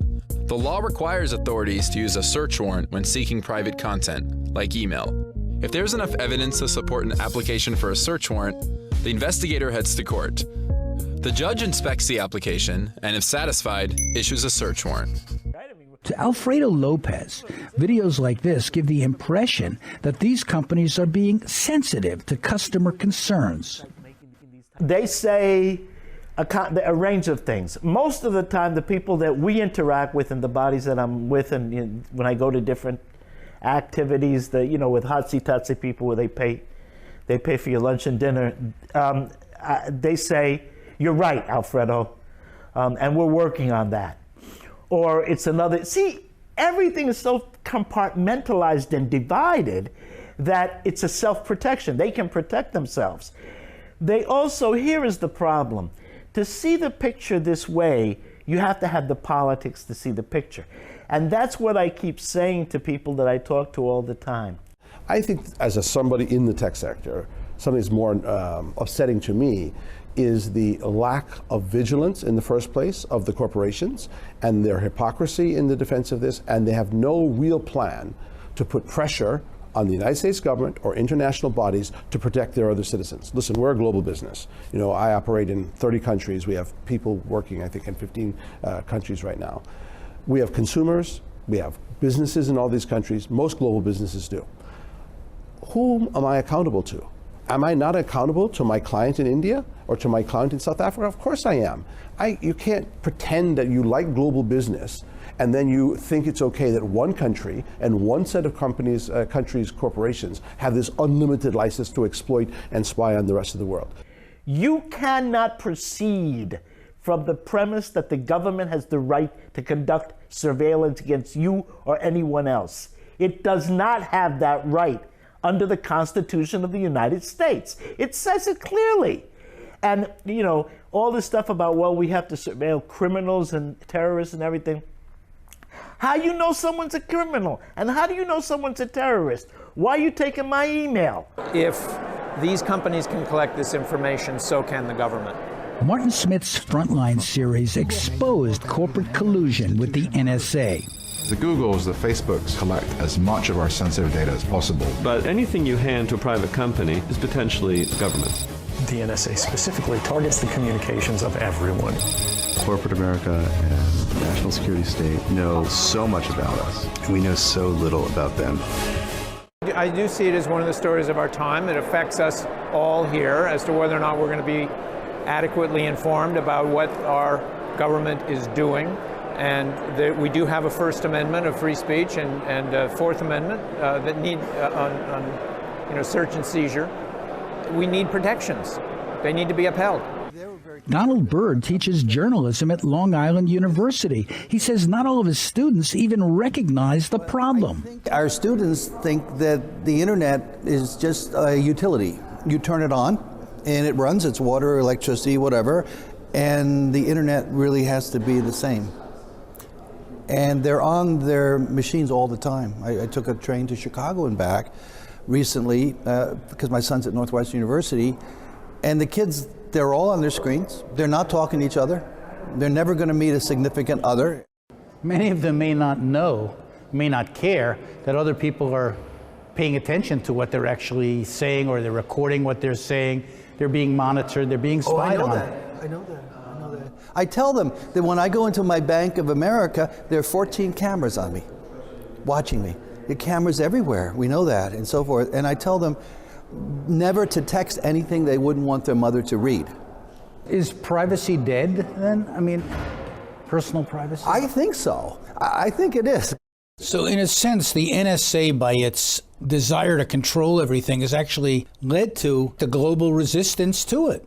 This is about economic, military, political, ideological, historical control. This is the fundamental nature of power in the world.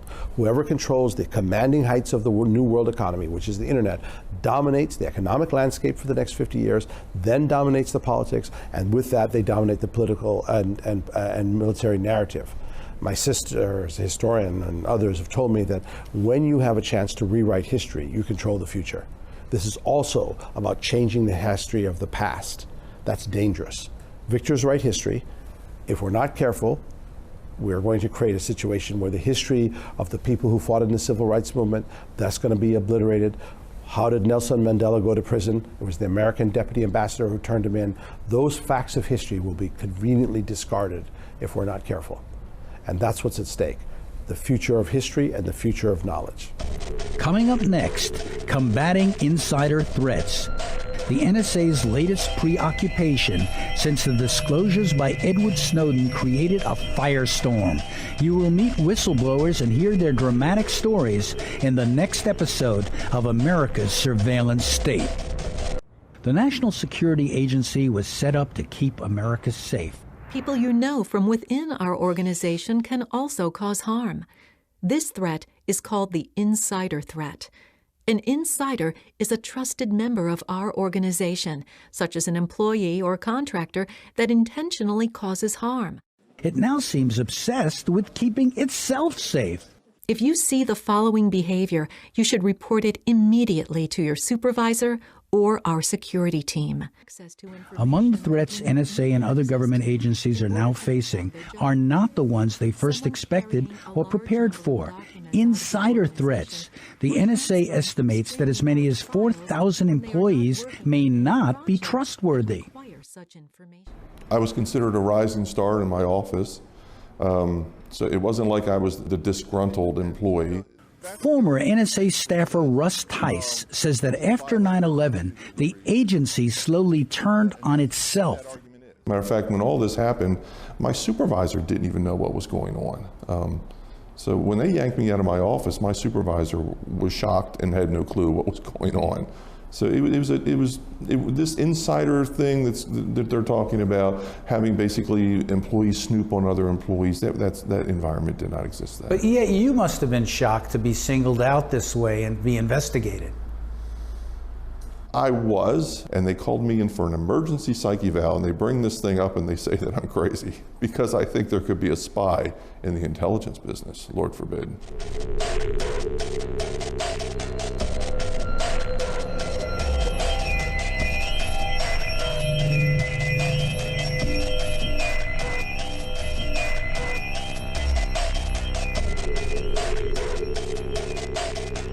Here at their headquarters at Fort Meade in Maryland, the NSA mothership is well guarded in a cocoon of security against danger. Now, like other intelligence agencies, they are increasingly uptight, forcing employees to spy on each other. Here's an advisory from the U.S. Navy. NSA is run by a Navy admiral. This is an unclassified brief on the insider threat. What is an insider threat? An insider who uses his or her access to harm national security interests or national security through unauthorized disclosure, data modification, espionage, or actions resulting in loss or degradation of resources or capabilities.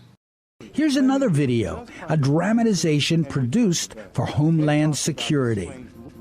Would you recognize these situations as potential threats if they happen to you? Ted has been employed at his firm for 6 years. His firm's approaching a major security upgrade that has kept him working late into the evening, so he uses his lunch break to run a few errands close by the office. As he talks on his cell and walks back to his office, Ted notices a coworker, Doug Redman. Doug appears to have just handed a bulky folder to a man and then walked away. This is a call for vigilance. If you see something, say something is its mantra. One unintended byproduct is that alarmist messages like this can intimidate employees into silence. An unusual or alarming confluence of these situations may indicate a threat. You have the power to protect your workplace. If you see something suspicious from one of your coworkers, say something to your supervisor, human resources department, or your security officer. Another insider who became a whistleblower says he was tagged when he began raising questions about spying on Americans. Former NSA executive Thomas Drake was threatened with prison. Well, I was tagged early on as a problem because I was raising the gravest of concerns about NSA conduct shortly after 9/11. When I had that extraordinary encounter with the lead attorney in the Office of General Counsel, he said some very dark things in terms of what I was asking. I was saying, why are we in violation of the Foreign Intelligence Surveillance Act? It has criminal sanctions. He says, you don't understand. The lawyers, all the lawyers have looked at it. It's all, and the White House has approved it. And then he said the following, which threw me right back to the Nixon administration. It's all legal. And as soon as he said it's all legal, the hair standing up on the back of my neck, because this is precisely what Nixon separated himself from the special oath that he took, which is to preserve, protect, and defend the Constitution. Both Drake and Tice tried to bring their concerns to the agency's attention, but got nowhere. There's been a lot of buzz from some pundits on television saying, well, Snowden should have gone inside and shared his concerns instead of going to the public with these secret documents. Those avenues don't exist. That chain of command, the DOD IG, NSA's IG was totally in bed with the security office in the front office at Fort Meade at NSA. That's why I didn't even go to them. Matter of fact, back then I was friends with the deputy director of NSA. And I went to him, and he kind of acted like he didn't know what was going on when I talked to him very quietly in private. So I went to the DOD IG, I got nowhere. I went to the Merit System Protection Board only because I was a military veteran. If I wasn't a military veteran, they would have blown me off for that, because the intelligence service is exempt from the laws, from the Whistleblower Protection Act. They're exempt, and that's something you don't hear from these pundits when they're talking. They don't even bring that up. I don't even know if they know it themselves, but the Whistleblower Protection Act does not protect someone in the intelligence community. What about Thomas Drake? I became a whistleblower, and what I did in those weeks, months, and the next few years after 9/11 was use every available channel that was within the government to blow the whistle. And that included inside NSA, that included the Office of General Counsel, that included the Inspector General's office, that included obviously my supervisory chain. But you did what you were supposed to do. That included Congress, Department of Defense, and a number of others. You did what you were supposed to do, go through channels, and Snowden didn't, and they're criticizing Snowden for not going through channels. Well, he actually did go through channels. He's actually elaborated more on that in terms of detail. It's just that it never got anywhere. Since our interview with Drake, Snowden spoke with NBC and revealed that he also tried to communicate with the NSA. Now, I had raised these complaints not just officially, in writing, through email, to these offices and these individuals, but to my supervisors, to my colleagues, in more than one office. I did it in Fort Meade, I did it in Hawaii. The NSA downplayed Snowden's charges, insisting they could only find one email of his. Later, NBC challenged that response and confirmed Snowden's story. Look, the lawyer that I confronted in the Office of General Counsel, he warned me. He said, don't ask any more questions. You don't want to go there.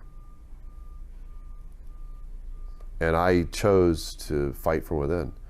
Look, I was now eyewitness to the subversion of the Constitution. I was literally, my oath is on the line. I was not going to violate that oath. I was going to keep faith and allegiance to the oath. That oath is support and defend the Constitution. It's the idea of how to govern ourselves, for all of its faults and foibles. Okay, historically, it is. But you were warned, Tom. I was warned. Yes, I was. And but I wasn't going to stand silent and look away because I'd be complicit. Unlike Drake and other whistleblowers, Snowden released secret NSA documents. He decided that the only way to challenge them was to show the public what NSA was doing in its own words. Snowden didn't just dump secret documents to get them out. He sought out responsible journalists like Glenn Greenwald and Laura Poitras and tried to put them in context. He asked them to protect the names of agents. At first, Greenwald was too busy to encrypt his communications with Snowden and almost didn't get his big scoop. The lesson of that story, and the reason why I've proudly told it, is twofold. One is that here was somebody who, in retrospect, for very good reasons, was afraid to talk to me as a source coming to a journalist because he knew, unlike me at the time, the vast reach of this surveillance system. And so he would not talk to me or tell me anything about who he was or what he had until I installed encryption. And that's the broader point, is we talk a lot about the threat to privacy from the surveillance state, but how do you have a free press and engage in a healthy news gathering process when the government is monitoring people's communications and even collecting lists of everyone with whom we're communicating? And it sort of underscored the difficulty of doing journalism and speaking freely in an unencrypted environment. Ironically, the NSA had for years lobbied to block encryption on the internet so they could more easily collect information. This very lack of protection later made it easier for Snowden to download their files, what is estimated at over 1 million documents, maybe more. Only Snowden knows for sure. The NSA was engaged in things like dumbing down encryption. Making sure that encryption wasn't as strong as it could be so they could break it. And then they complain that there's a cybersecurity issue out there. Well, of course there's a cybersecurity issue because they've created a cybersecurity issue, building back doors into all these software programs. The government was soon cracking down. Here's what happened to Thomas Drake after an article appeared exposing the NSA. And as I found out later, then Vice President Cheney had simply issued the call, fine and fry the perpetrator, whoever, just fine and fry. I don't care who it is, make an object lesson of them. Find and fry. Find and fry. So it's 2005, they launched, the article comes out, they launch this massive leak investigation. I knew when the article came out, no doubt there would be investigation. When the investigation was launched, I'd get caught up in it. Why? Very few people knew about the secret surveillance programs. They had really... So what happens to you one morning at your house? Well, it's now almost 2 years later, and I'm getting ready to go to work. It's November 28th. It's shortly after 7 a.m. I look out the window and I see all these FBI agents streaming across the front yard. And of course, my heart's in my throat, and the nightmare had begun. And I was facing 35 years in prison. 5 counts for espionage, 1 for obstruction of justice, 4 for making false statements to FBI agents. And now my name is splashed all over mainstream media and the alternative media. Guilty? Guilty in the court of public opinion at that time because it was so rare for an American to be charged with espionage. In the end, Drake was allowed to plead to a minor infraction and the charges were dropped. Russ Tice, who also challenged surveillance, was under surveillance. I have the FBI follow me around. At first it was the black sedans, and then I got to a point almost where it's like every black sedan I saw, I thought that's probably an FBI guy, and you got to get it. I realized I had to get out of that mentality too, because they're there, but not everybody out there is one of them. So, and I learned how to spot them. And now the shining knight in armor is Ed Snowden, because what he was willing to do, the rest of us were not. Was he was willing to fall on his own sword to do it, and we were not. mainly with the documentation that he's provided, because he's provided the proof. Their documentation he's provided, which proves all the rest of us to be correct. And they cannot refute it now. They cannot. So that took a lot of guts. And he was asked, what do you think is going to happen to you? And he said NG, standing for not good. He seems to be aware of the dangerous position he's in. Well, yeah, especially if he looked at what happened to Mr. Drake, and anytime you put documents out there, and I find this interesting because I've been on TV shows from way back, and they look at me and they say, "Oh yeah, you can say that, but where's your proof? Where's your proof?"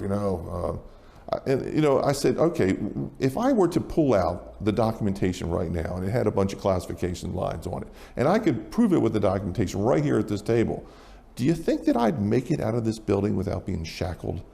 Motivated employees join institutions because they believe in their mission, but often when exposed to abuses, they turn on their agencies and become insider threats. How do they keep all these people in intelligence in line? We asked intelligence analyst Brad Summerall, who, like Ed Snowden, was an online network administrator, but in the military cleared for top-secret information. What did he think drove Snowden to rebel? Something got to him, He was working in the NSA office, where he also saw a lot of those things happen. Just like in the Marine Corps, you end up in the field out in, the field where you see other things happen. Some things get to you, some things don't, I'd imagine he had seen enough material that for whatever reason he felt he was upon himself that he was going to do what he was going to do. To share it with the American people in some way. Yeah, and jump ship at the same time. Yeah. But I guess it was a challenging and kind of gutsy or crazy thing to do. Yeah, definitely. But when people are on the inside, a lot of the people who are actually doing the technical jobs don't necessarily believe in the mission in terms of, that what they're doing is really protecting the American people sometimes. They feel like they begin to question it, let's say. Well, I think it's sometimes, depending on what situation you're in, you might begin to question yourself. Everybody found it a little bit curious that he did it with his position. He was taken care of very well. There was a lot of other people working for the government that didn't get making nearly that, and would have certainly never have done it at the same time. I just think he felt he was removed in some way. That's about the only thing that I can imagine. Just a disconnect. Right now they have going on what they call the insider threat program, where they're terrified. 4,000 people on the list of potential insider threats. Seems to be a lot of paranoia in that world too. Yeah, a lot. A lot of big checks were written in 2002. Big checks? Meaning money. You gave a lot of people a lot of jobs, and when you give somebody a job to do, they're going to do their job. They overstaffed a lot, over technology, over everything. So you just got all this big money thrown in one direction, and everybody has to justify their cost. Has all this money resulted in enhanced security? You would think so, but the former director of NSA, General Alexander, says that the U.S. is more at risk today than ever, perhaps because they overexpanded with inexperienced and overpaid people. He told an Australian newspaper, quote, "We're at greater risk. I can't measure it. You can't say, well, is that enough to get through? I don't know." If he doesn't know, who does? His solution, more spying. With so many people on the payroll, it's hard to control everyone. Staff members are not encouraged to think independently. The NSA has to keep track of them as well as the people they are spying on. Compounding the problem, NSA has outsourced, in effect privatized, so many of its programs, reports James Bamford, who writes about NSA. Quote, "The Snowden case demonstrates the potential risks involved when a nation turns its spying and eavesdropping over to companies with lax security and inadequate personnel policies." In any other country, the spying issue would be relegated to politics and the law. But in America, it has been embraced by popular culture, turning Snowden into a celebrity with his face on buses, comic books, and now action figures. Already, there are 2 Hollywood movies planned about his escapades. More ominous than the risks whistleblowers face are what's happened to the many victims of covert U.S. foreign policies, whose fate has often been buried in secret documents that no one ever sees. That's why this National Security Archive exists, a not-for-profit library of formerly secret documents that details the hidden history of U.S. covert policy. Archive Director Tom Blanton showed us around their facility at George Washington University, just a few miles from the offices of the officials who initially kept these documents from being seen. We sat down in a room packed with boxes of formerly secret files. We've been doing this for almost 30 years, and these are the documents that are still in paper form. Now, almost everything we get, we get it digitally or we convert it to digital as soon as it comes in the door. So this is the real underlying documentation of scandals that most Americans don't even remember. Well, every few years, you know, the meteor hits the Yucatan or a window pops open of scandal, and then people go, wow, really? That's what you see back there? That's what's happening right now with Edward Snowden. It's sort of like the curtain came up and we were, really? Is that what's going on back there? Snowden's courage in releasing these documents has introduced maybe a whole new generation, perhaps through the mass media, the American people, once again, to what their government is doing in their name.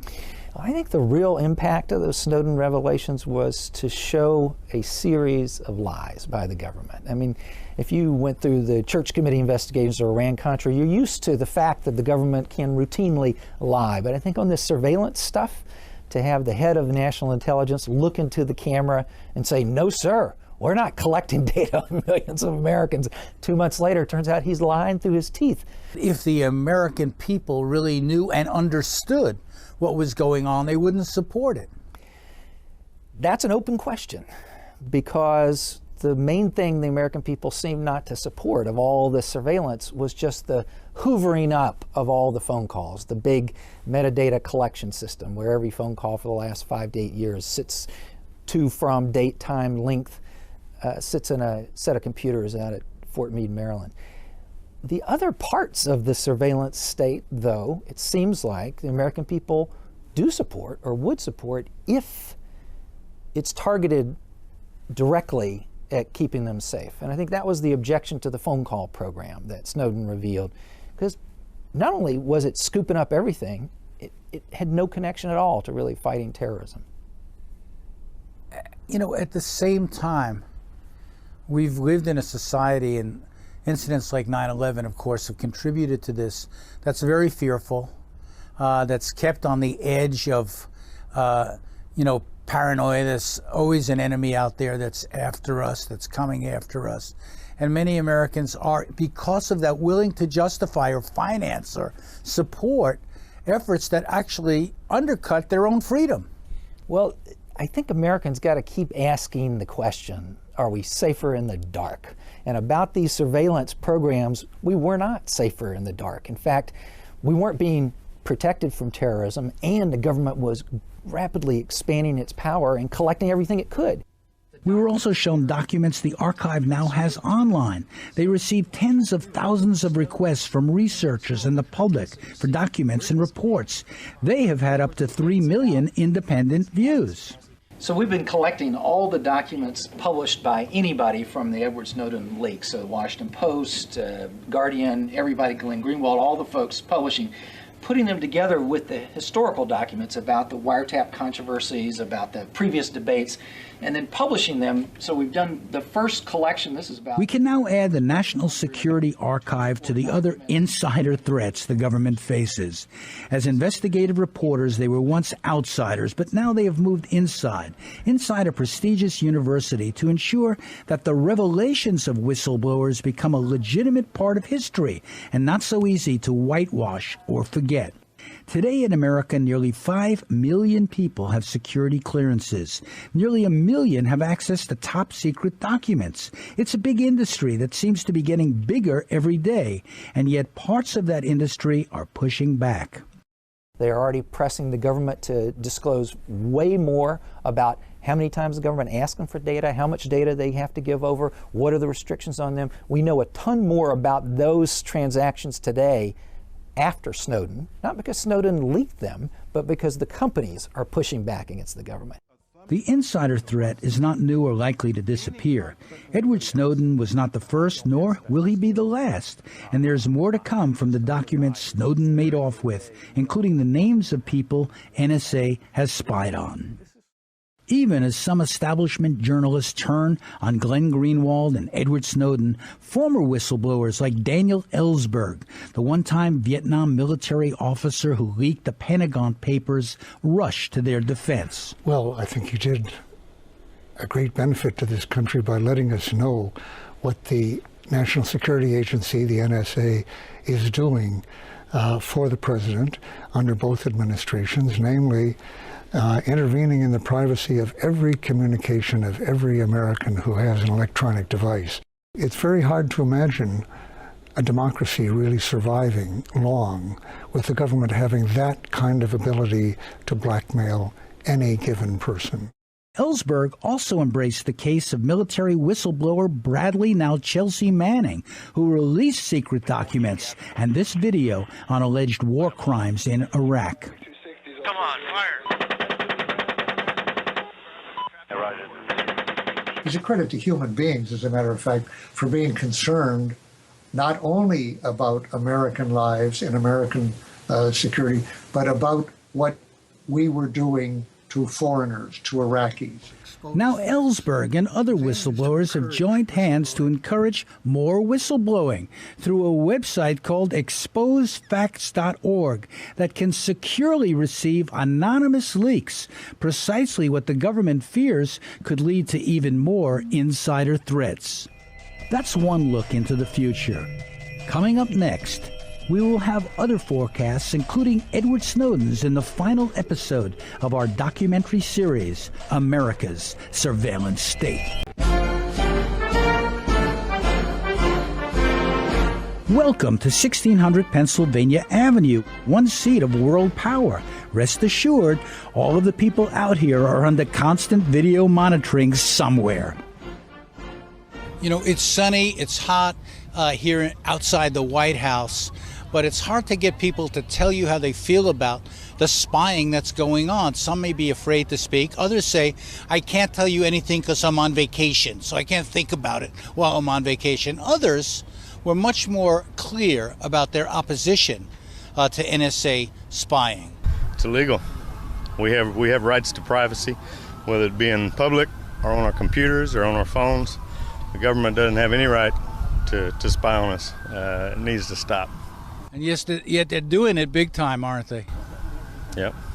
So you can't drive through a traffic light without having 10 cameras watching you.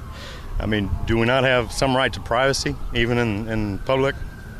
I think we do. I think our government's gone way left and way socialist.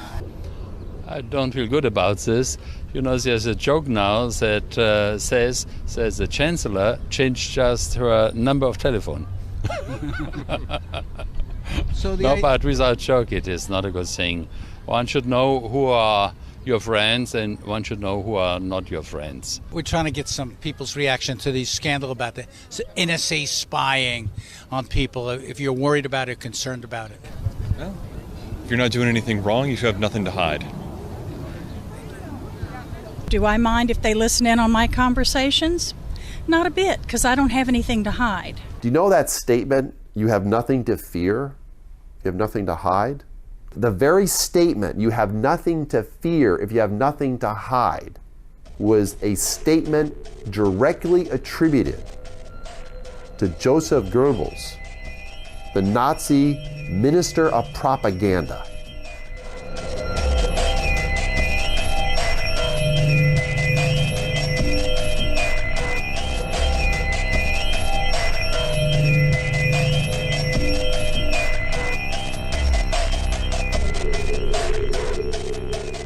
The reality of America's surveillance state cannot be denied. It is very real and to critics very dangerous for the future of democracy. Not only are there protests uniting right and left, but satirists like the creators of Australia's Juice News deploy a rap attack on the surveillance state. Behold the latest weapon in the war of terror, our greatest invention since 9/11, guaranteed to keep us free and safe forever. I give you the surveillance state, ladies and generals. Our secret wires log your keys dial, monitor every single number on your speed dial, rewind straight to your position with facial recognition and pinpoint you within 0.03 of a mile.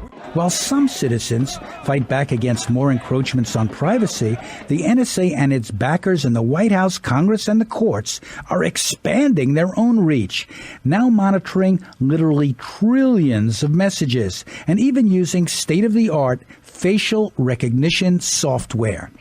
NSA is also building facilities to store its data, like this top-secret $1.7 billion storage center in Utah, the size of 17 football fields. It will store yottabytes, the equivalent of 500 quintillion pages of text. The war on terror seems almost self-perpetuating, along with its insatiable need for endless surveillance, even as the surveillance state is being challenged as never before. There is a political battle over the future of NSA spying, with tactics escalating on all sides. In fact, mass U.S. surveillance goes back to our war on the Philippines in 1901, when it was used to identify critics and rebels.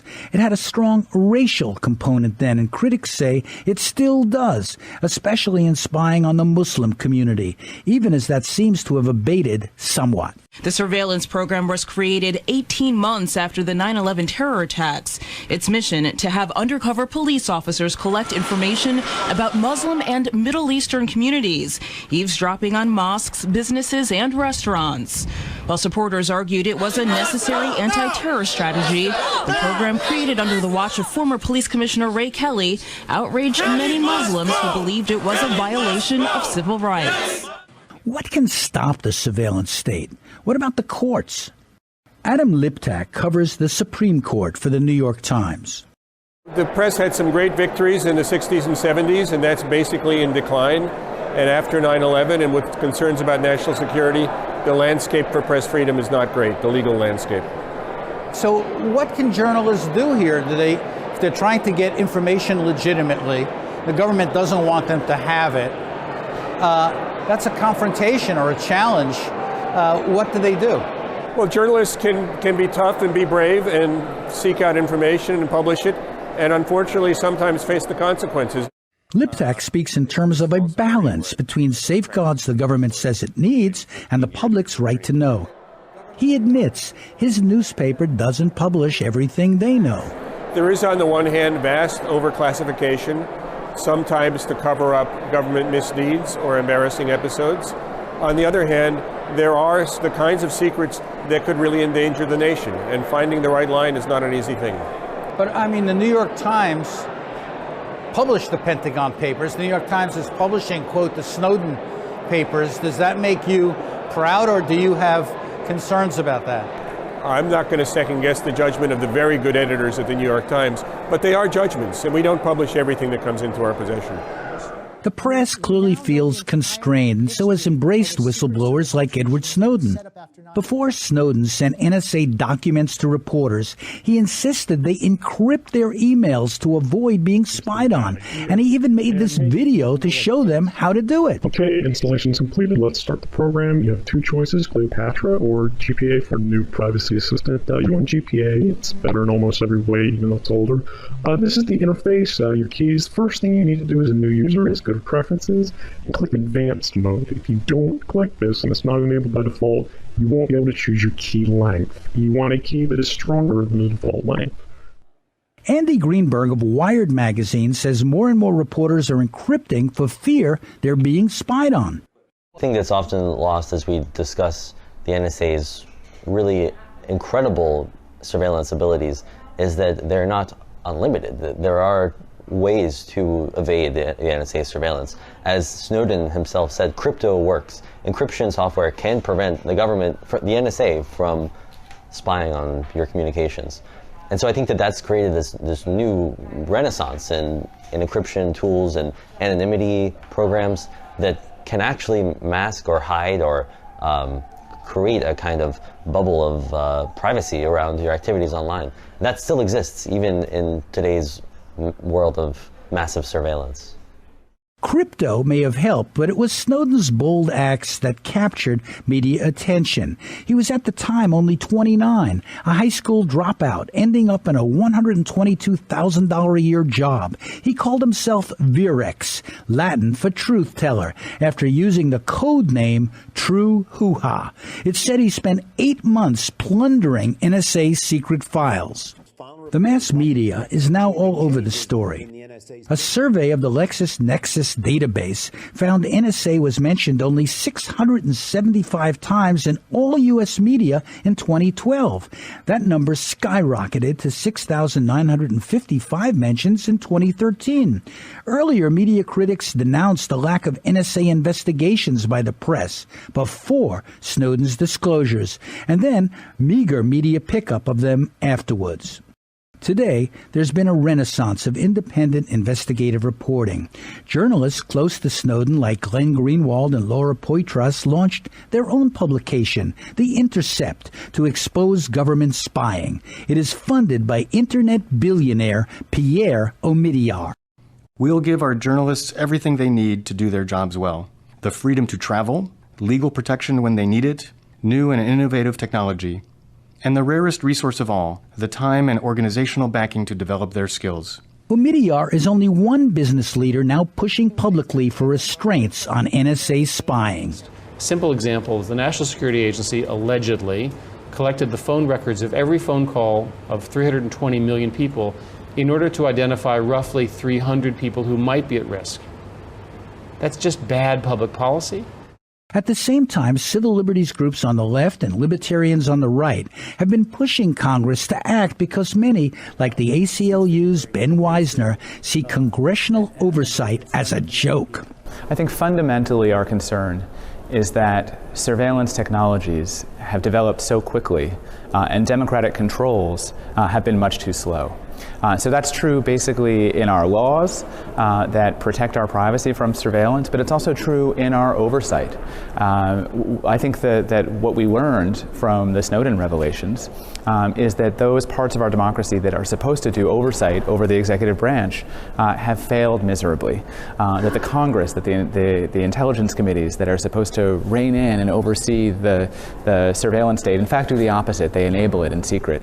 Mr. Snowden hasn't lied to anyone. He did break his oath of office, but part of his oath of office is to the Constitution. And he believes that when James Clapper came in March, our National Director of Intelligence came and lied, that he was simply coming forward and telling the truth, that your government was lying. And this is a big concern of mine because it makes me doubt the administration and their word to us when they come and talk to us, because they have now admitted that they will lie to us if they think it's in the name of national security.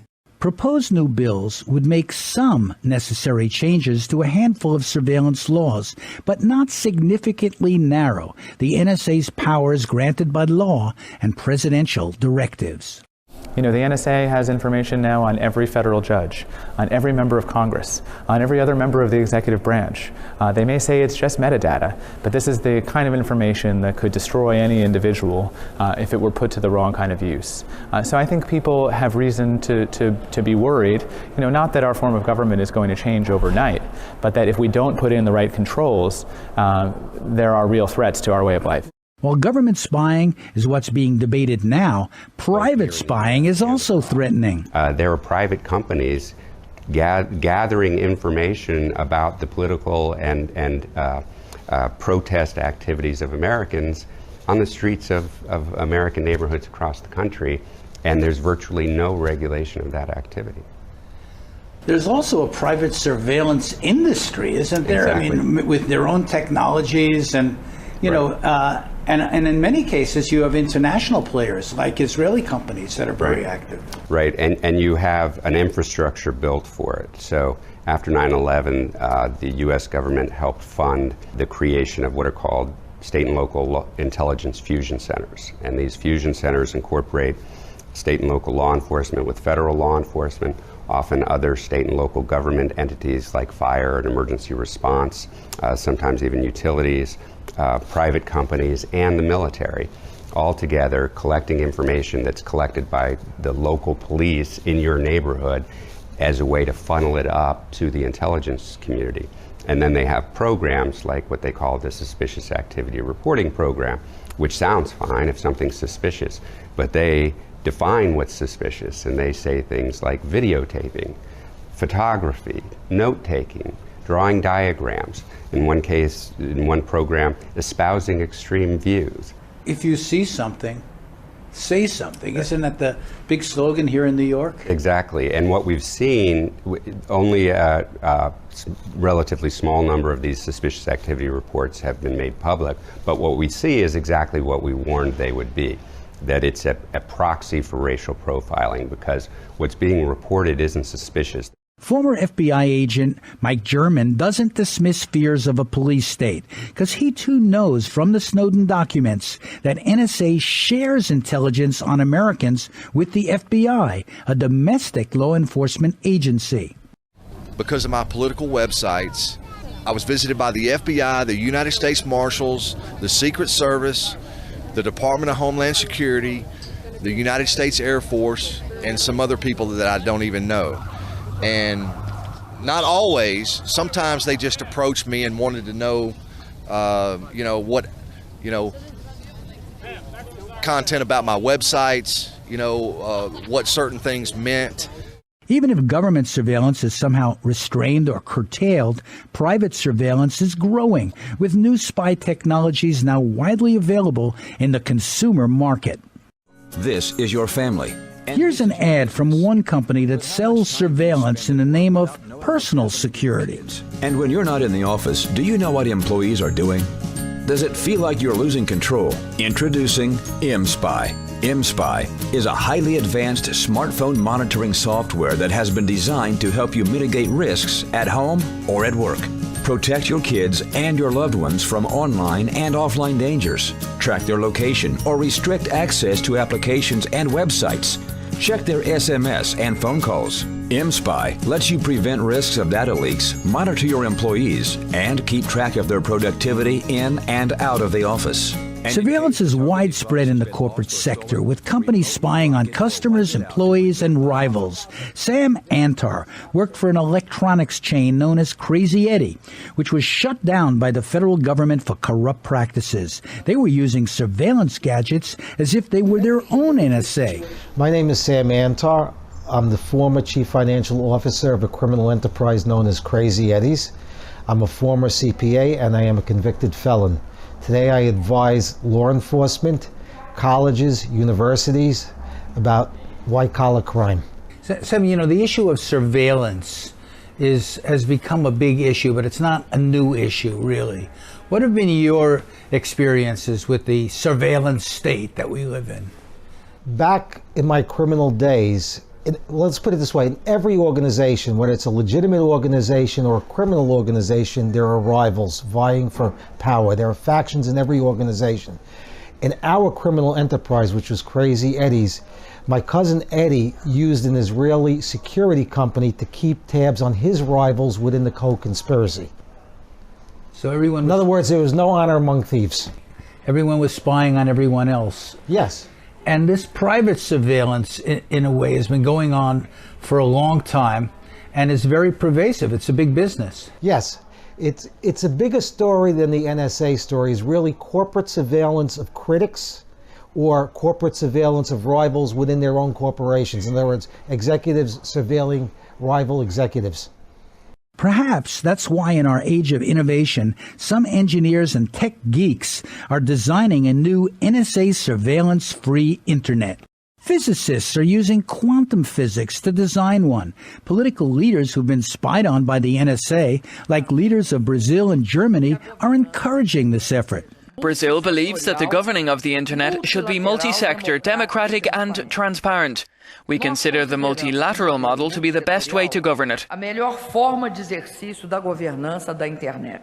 My belief is when you're in a difficult situation, avoid the problem. because sometimes you can't win every battle. And my belief is, let's try and put our resources as corporations in the emerging sectors of the economies of the world, where we're helping people with their needs and we're avoiding being part of a spy network that, no matter how well-intentioned by some individual people, will end up in very mischievous uses. And we see this all over repeatedly in history. So when you can't win, run to a new corner and try and build something new. The new quantum computers may not be a panacea for privacy, says tech specialist and former military network administrator Brad Summerall. No, they got quantum computers coming out. And quantum computers are going to change everything, because then processing data is instantaneous, in any amount. So this new technology that's coming down the pike is going to make surveillance and all of the things we're talking about now even worse, possibly. Yep. A lot worse. A whole lot worse. Do you feel that sometimes the system, just goes off on its own? It's almost rogue. You can't control it? That's kind of what's going on now, especially with that Patriot Act still in effect. A lot of people have to understand that's what's doing the damage, is that Patriot Act. It is new. I mean, look, money is the driver here. They've got money to do everything they want. If they want to snoop on their own people, they got money to do that. Congress is happy to appropriate money to places like NSA. But the stifling effect, now I ask you, what college graduate or PhD is going to want to come down to Washington and to subject him or herself to this kind of Stasi type environment? I suggest to you that they're going to get a bunch of people that I'd rather not see in high positions of our security services. Philosophically, do we become the people that we warned others about, like the Stasi of East Germany or the KGB, or have we turned into a surveillance state? Well, we have, but there's some good news, okay? The good news is this, that surveillance states can't operate without incredibly gifted, incredibly imaginative, incredibly smart people like Edward Snowden, okay? Now, if you only have 1 out of 100, or maybe even out of 1,000, technically proficient people like this, that's all you need to do what Edward Snowden did. So, the governments cannot operate without these very bright people. A lot of these bright people bring consciences to their expertise. As long as that's the case, and that will continue to be the case, the governments will not be able to get away with this kind of thing. So that's the good news. The bad news, of course, is they'll keep trying. And as I said before, with the executive, the legislative, and judicial branches of our government all kind of complicit in this, well, and then you have the media and the corporations and all that, it looks very much like the classic definition that Mussolini gave to fascism. And, there's still a lot more to be discovered. I mean, because of Edward Snowden, we have access to an awful lot of information about an awful lot of programs, but it's not nearly the scope of all these programs. Plus, you have so many different agencies involved now. I think there are 16 different agencies that make up the intelligence community, much less the multitude, the thousands of companies that are involved in this activity, both here in the U.S. and abroad. Not quite everywhere. In a report, Top Secret America, the Washington Post showed that there are 854,000 contractors with top secret clearances. Since 9/11, 33 new facilities were built or are being built. That's 17 million square feet. The bottom line seems to be that everyone is in the game as a very profitable surveillance industry expands beyond the limits of government and beyond the borders of countries. It's not a left-wing issue. It's not a right-wing issue per se. It goes on everywhere in this world. People want to know about what they don't know about. And spy agencies play to that. Yes. NSA whistleblowers are hoping the public will get more engaged.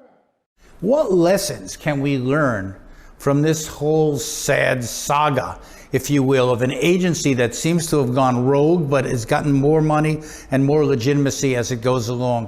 What's in the future for America if this continues at this level? A police state. That's what, we're talking about. Right now, I think we're at the very beginnings of what I call police state light, because the police state tries to hide what they're doing. They're very covert about their police state activities, and they deny it, and they're lying about the fact that they do content. What right do we have as a country to engage in mass surveillance of other nation states? We don't. Remember, the sovereign rights that are granted all human beings extends beyond just the fact that you're an American citizen. That's all human beings. There is this American exceptionalism. Somehow we're immune from history. I don't think so. All empires have ended up in the dustbin of history. But see, all empires, when they realize that they, or subconsciously realize they can end up in the dustbins of history, tend to project, they tend to compensate. And guess what they do? They increasingly militarize themselves. And that's precisely what is happening in this country. Let's give the last word to NSA whistleblower Edward Snowden, whose daring disclosures have forced us all to reflect on the dangers of a total surveillance society and turned the American surveillance state into a political battleground. To conclude, I'd like to remind you that even if these state surveillance programs were perfect, even if they were never abused, and even if the oversight failures that are all too common today were fixed, these programs have never been shown to be uniquely valuable in keeping us safe. And again, you don't have to take my word for it. 2 independent White House panels with complete access to classified information found that these programs had never stopped a single imminent terrorist attack in the United States. So I would argue, I would submit to you that when all 3 branches of government agree that these programs must end, it seems clear to me that they're not a legitimate defense of our freedoms, but they are in fact a clear and present danger to both them and our way of life as Americans.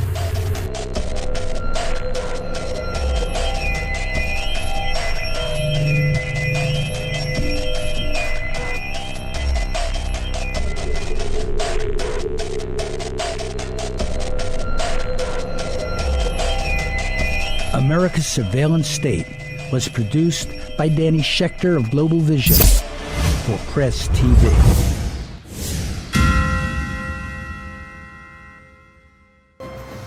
Does the government work for us, or do we work for the government? Tonight, what if the Constitution no longer applied? What if the whole purpose of the Constitution was to limit the government? What if Congress's enumerated powers in the Constitution no longer limited Congress, but were actually used as a justification to extend Congress's authority over every realm of human life? What if the president, meant to be an equal to Congress, has instead become a democratically elected, term-limited monarch? What if the president assumed that everything he did was legal just because he's the president? What if he could interrupt your regularly scheduled radio and TV programming for a special message from him? What if he could declare war on his own? What if he could read your emails and your texts without a search warrant? What if he could kill you without warning?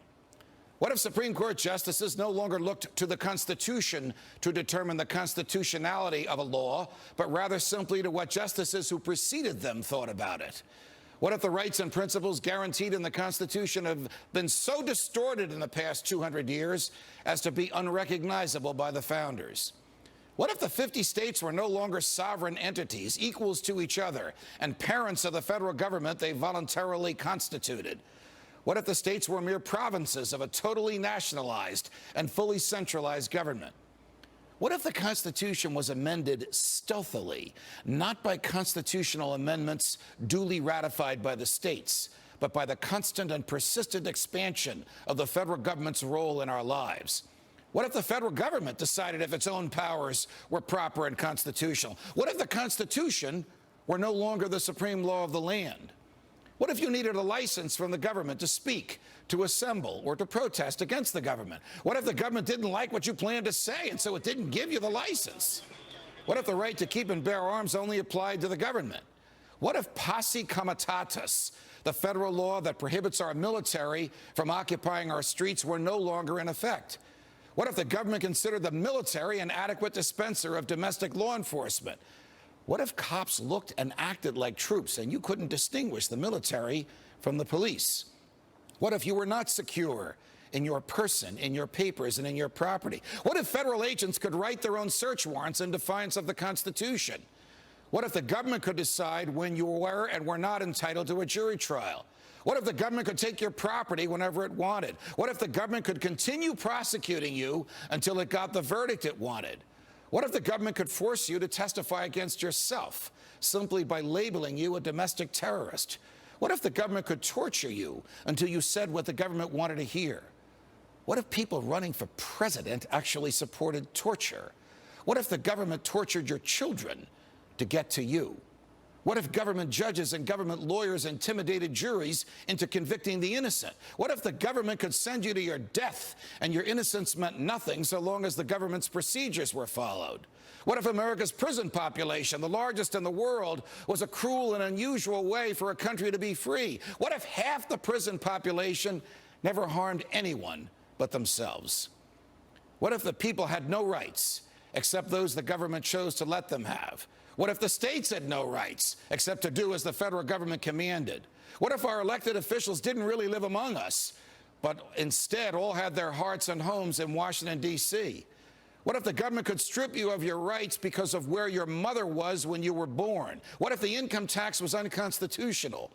What if the states were convinced to give up their representation in Congress? What if the government tried to ban you from using a substance in your body that is older than the government itself? What if voting didn't mean anything anymore because both political parties stand for big government? What if the government could write any law, regulate any behavior, and tax any event? The Constitution be damned. What if the government was the reason we don't have a Constitution anymore? What if you could love your country but hate what the government has done to it? What if sometimes to love your country you had to alter or abolish the government? What if Jefferson was right? What if that government is best which governs least? What if I'm right? What if the government is wrong? What if it is dangerous to be right when the government is wrong? What if it is better to perish fighting for freedom than to live as a slave? What if freedom's greatest hour of danger is now?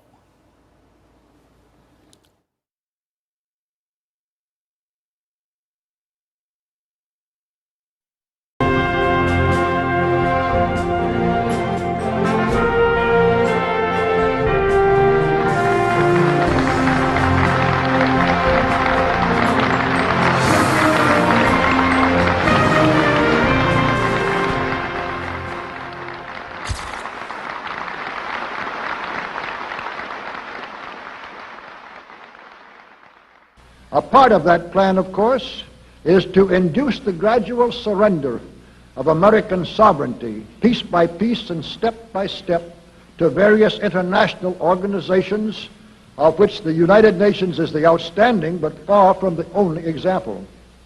Now, here are the aims for the United States. 1, greatly expanded government spending for every conceivable means of getting rid of ever larger sums of American money as wastefully as possible. 2, higher and then much higher taxes. 3, an increasingly unbalanced budget despite the higher taxes. 4, wild inflation of our currency. 5, government controls of prices, wages, and materials, supposedly to combat inflation. 6, greatly increased socialistic controls over every operation of our economy and every activity of our daily lives. This is to be accompanied naturally and automatically by a correspondingly huge increase in the size of our bureaucracy and in both the cost and reach of our domestic government.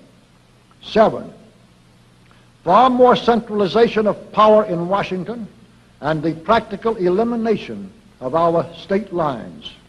There is a many-faceted drive at work to have our state lines eventually mean no more within the nation than our county lines do now within the states. 8, the steady advance of federal aid to and control over our educational system, leading to complete federalization of our public education. 9, a constant hammering into the American consciousness of the horror of modern warfare. the beauties and the absolute necessity of peace. Peace always on communist terms, of course. And 10, the consequent willingness of the American people to allow the steps of appeasement by our government which amount to a piecemeal surrender of the rest of the free world and of the United States itself.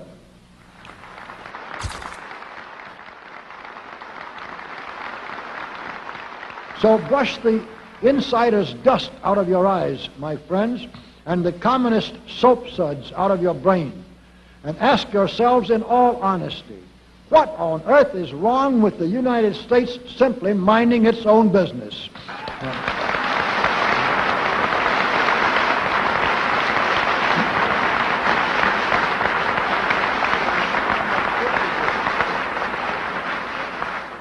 Or with having its foreign policy function primarily for the safety and benefit of the American people.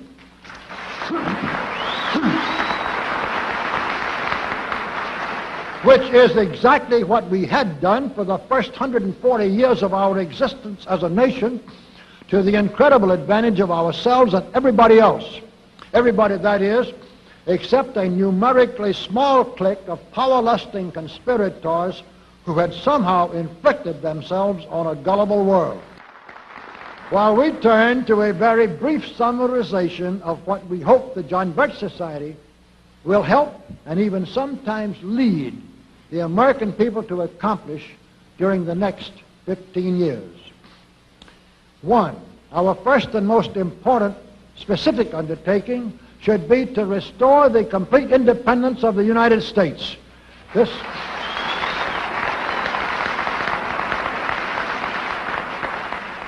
This includes our resolution to get us out of the United Nations and get the United Nations out of the United States.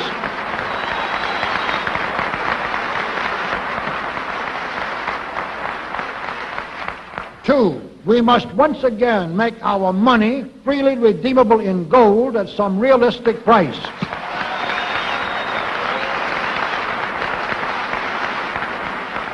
And we must take all practicable legislative steps to prevent a recurrence of the enormous thievery and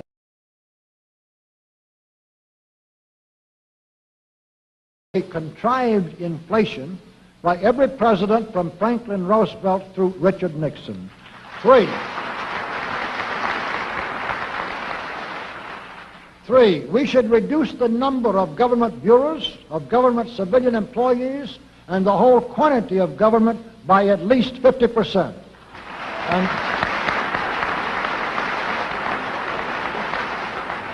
And we should achieve at least this much reduction in proper fashion through gradually convincing a majority of the American people of the wisdom of such a course. 4, we should withdraw all American troops from every spot on earth that is not American soil, except when and where such troops may be required, as decided by Congress, to protect American lives and property from criminal vandalism.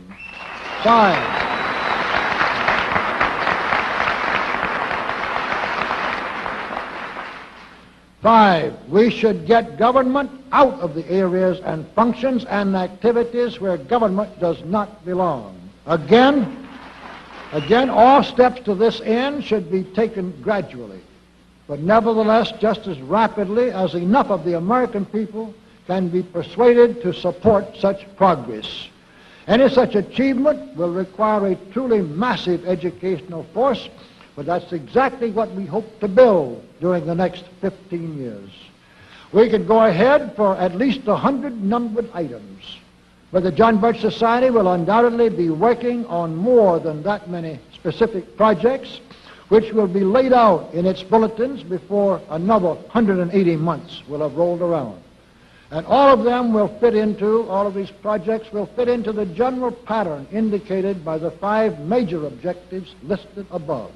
So let's really wind up this marathon monologue with one final thought. None of us can guarantee anything about what the future will bring.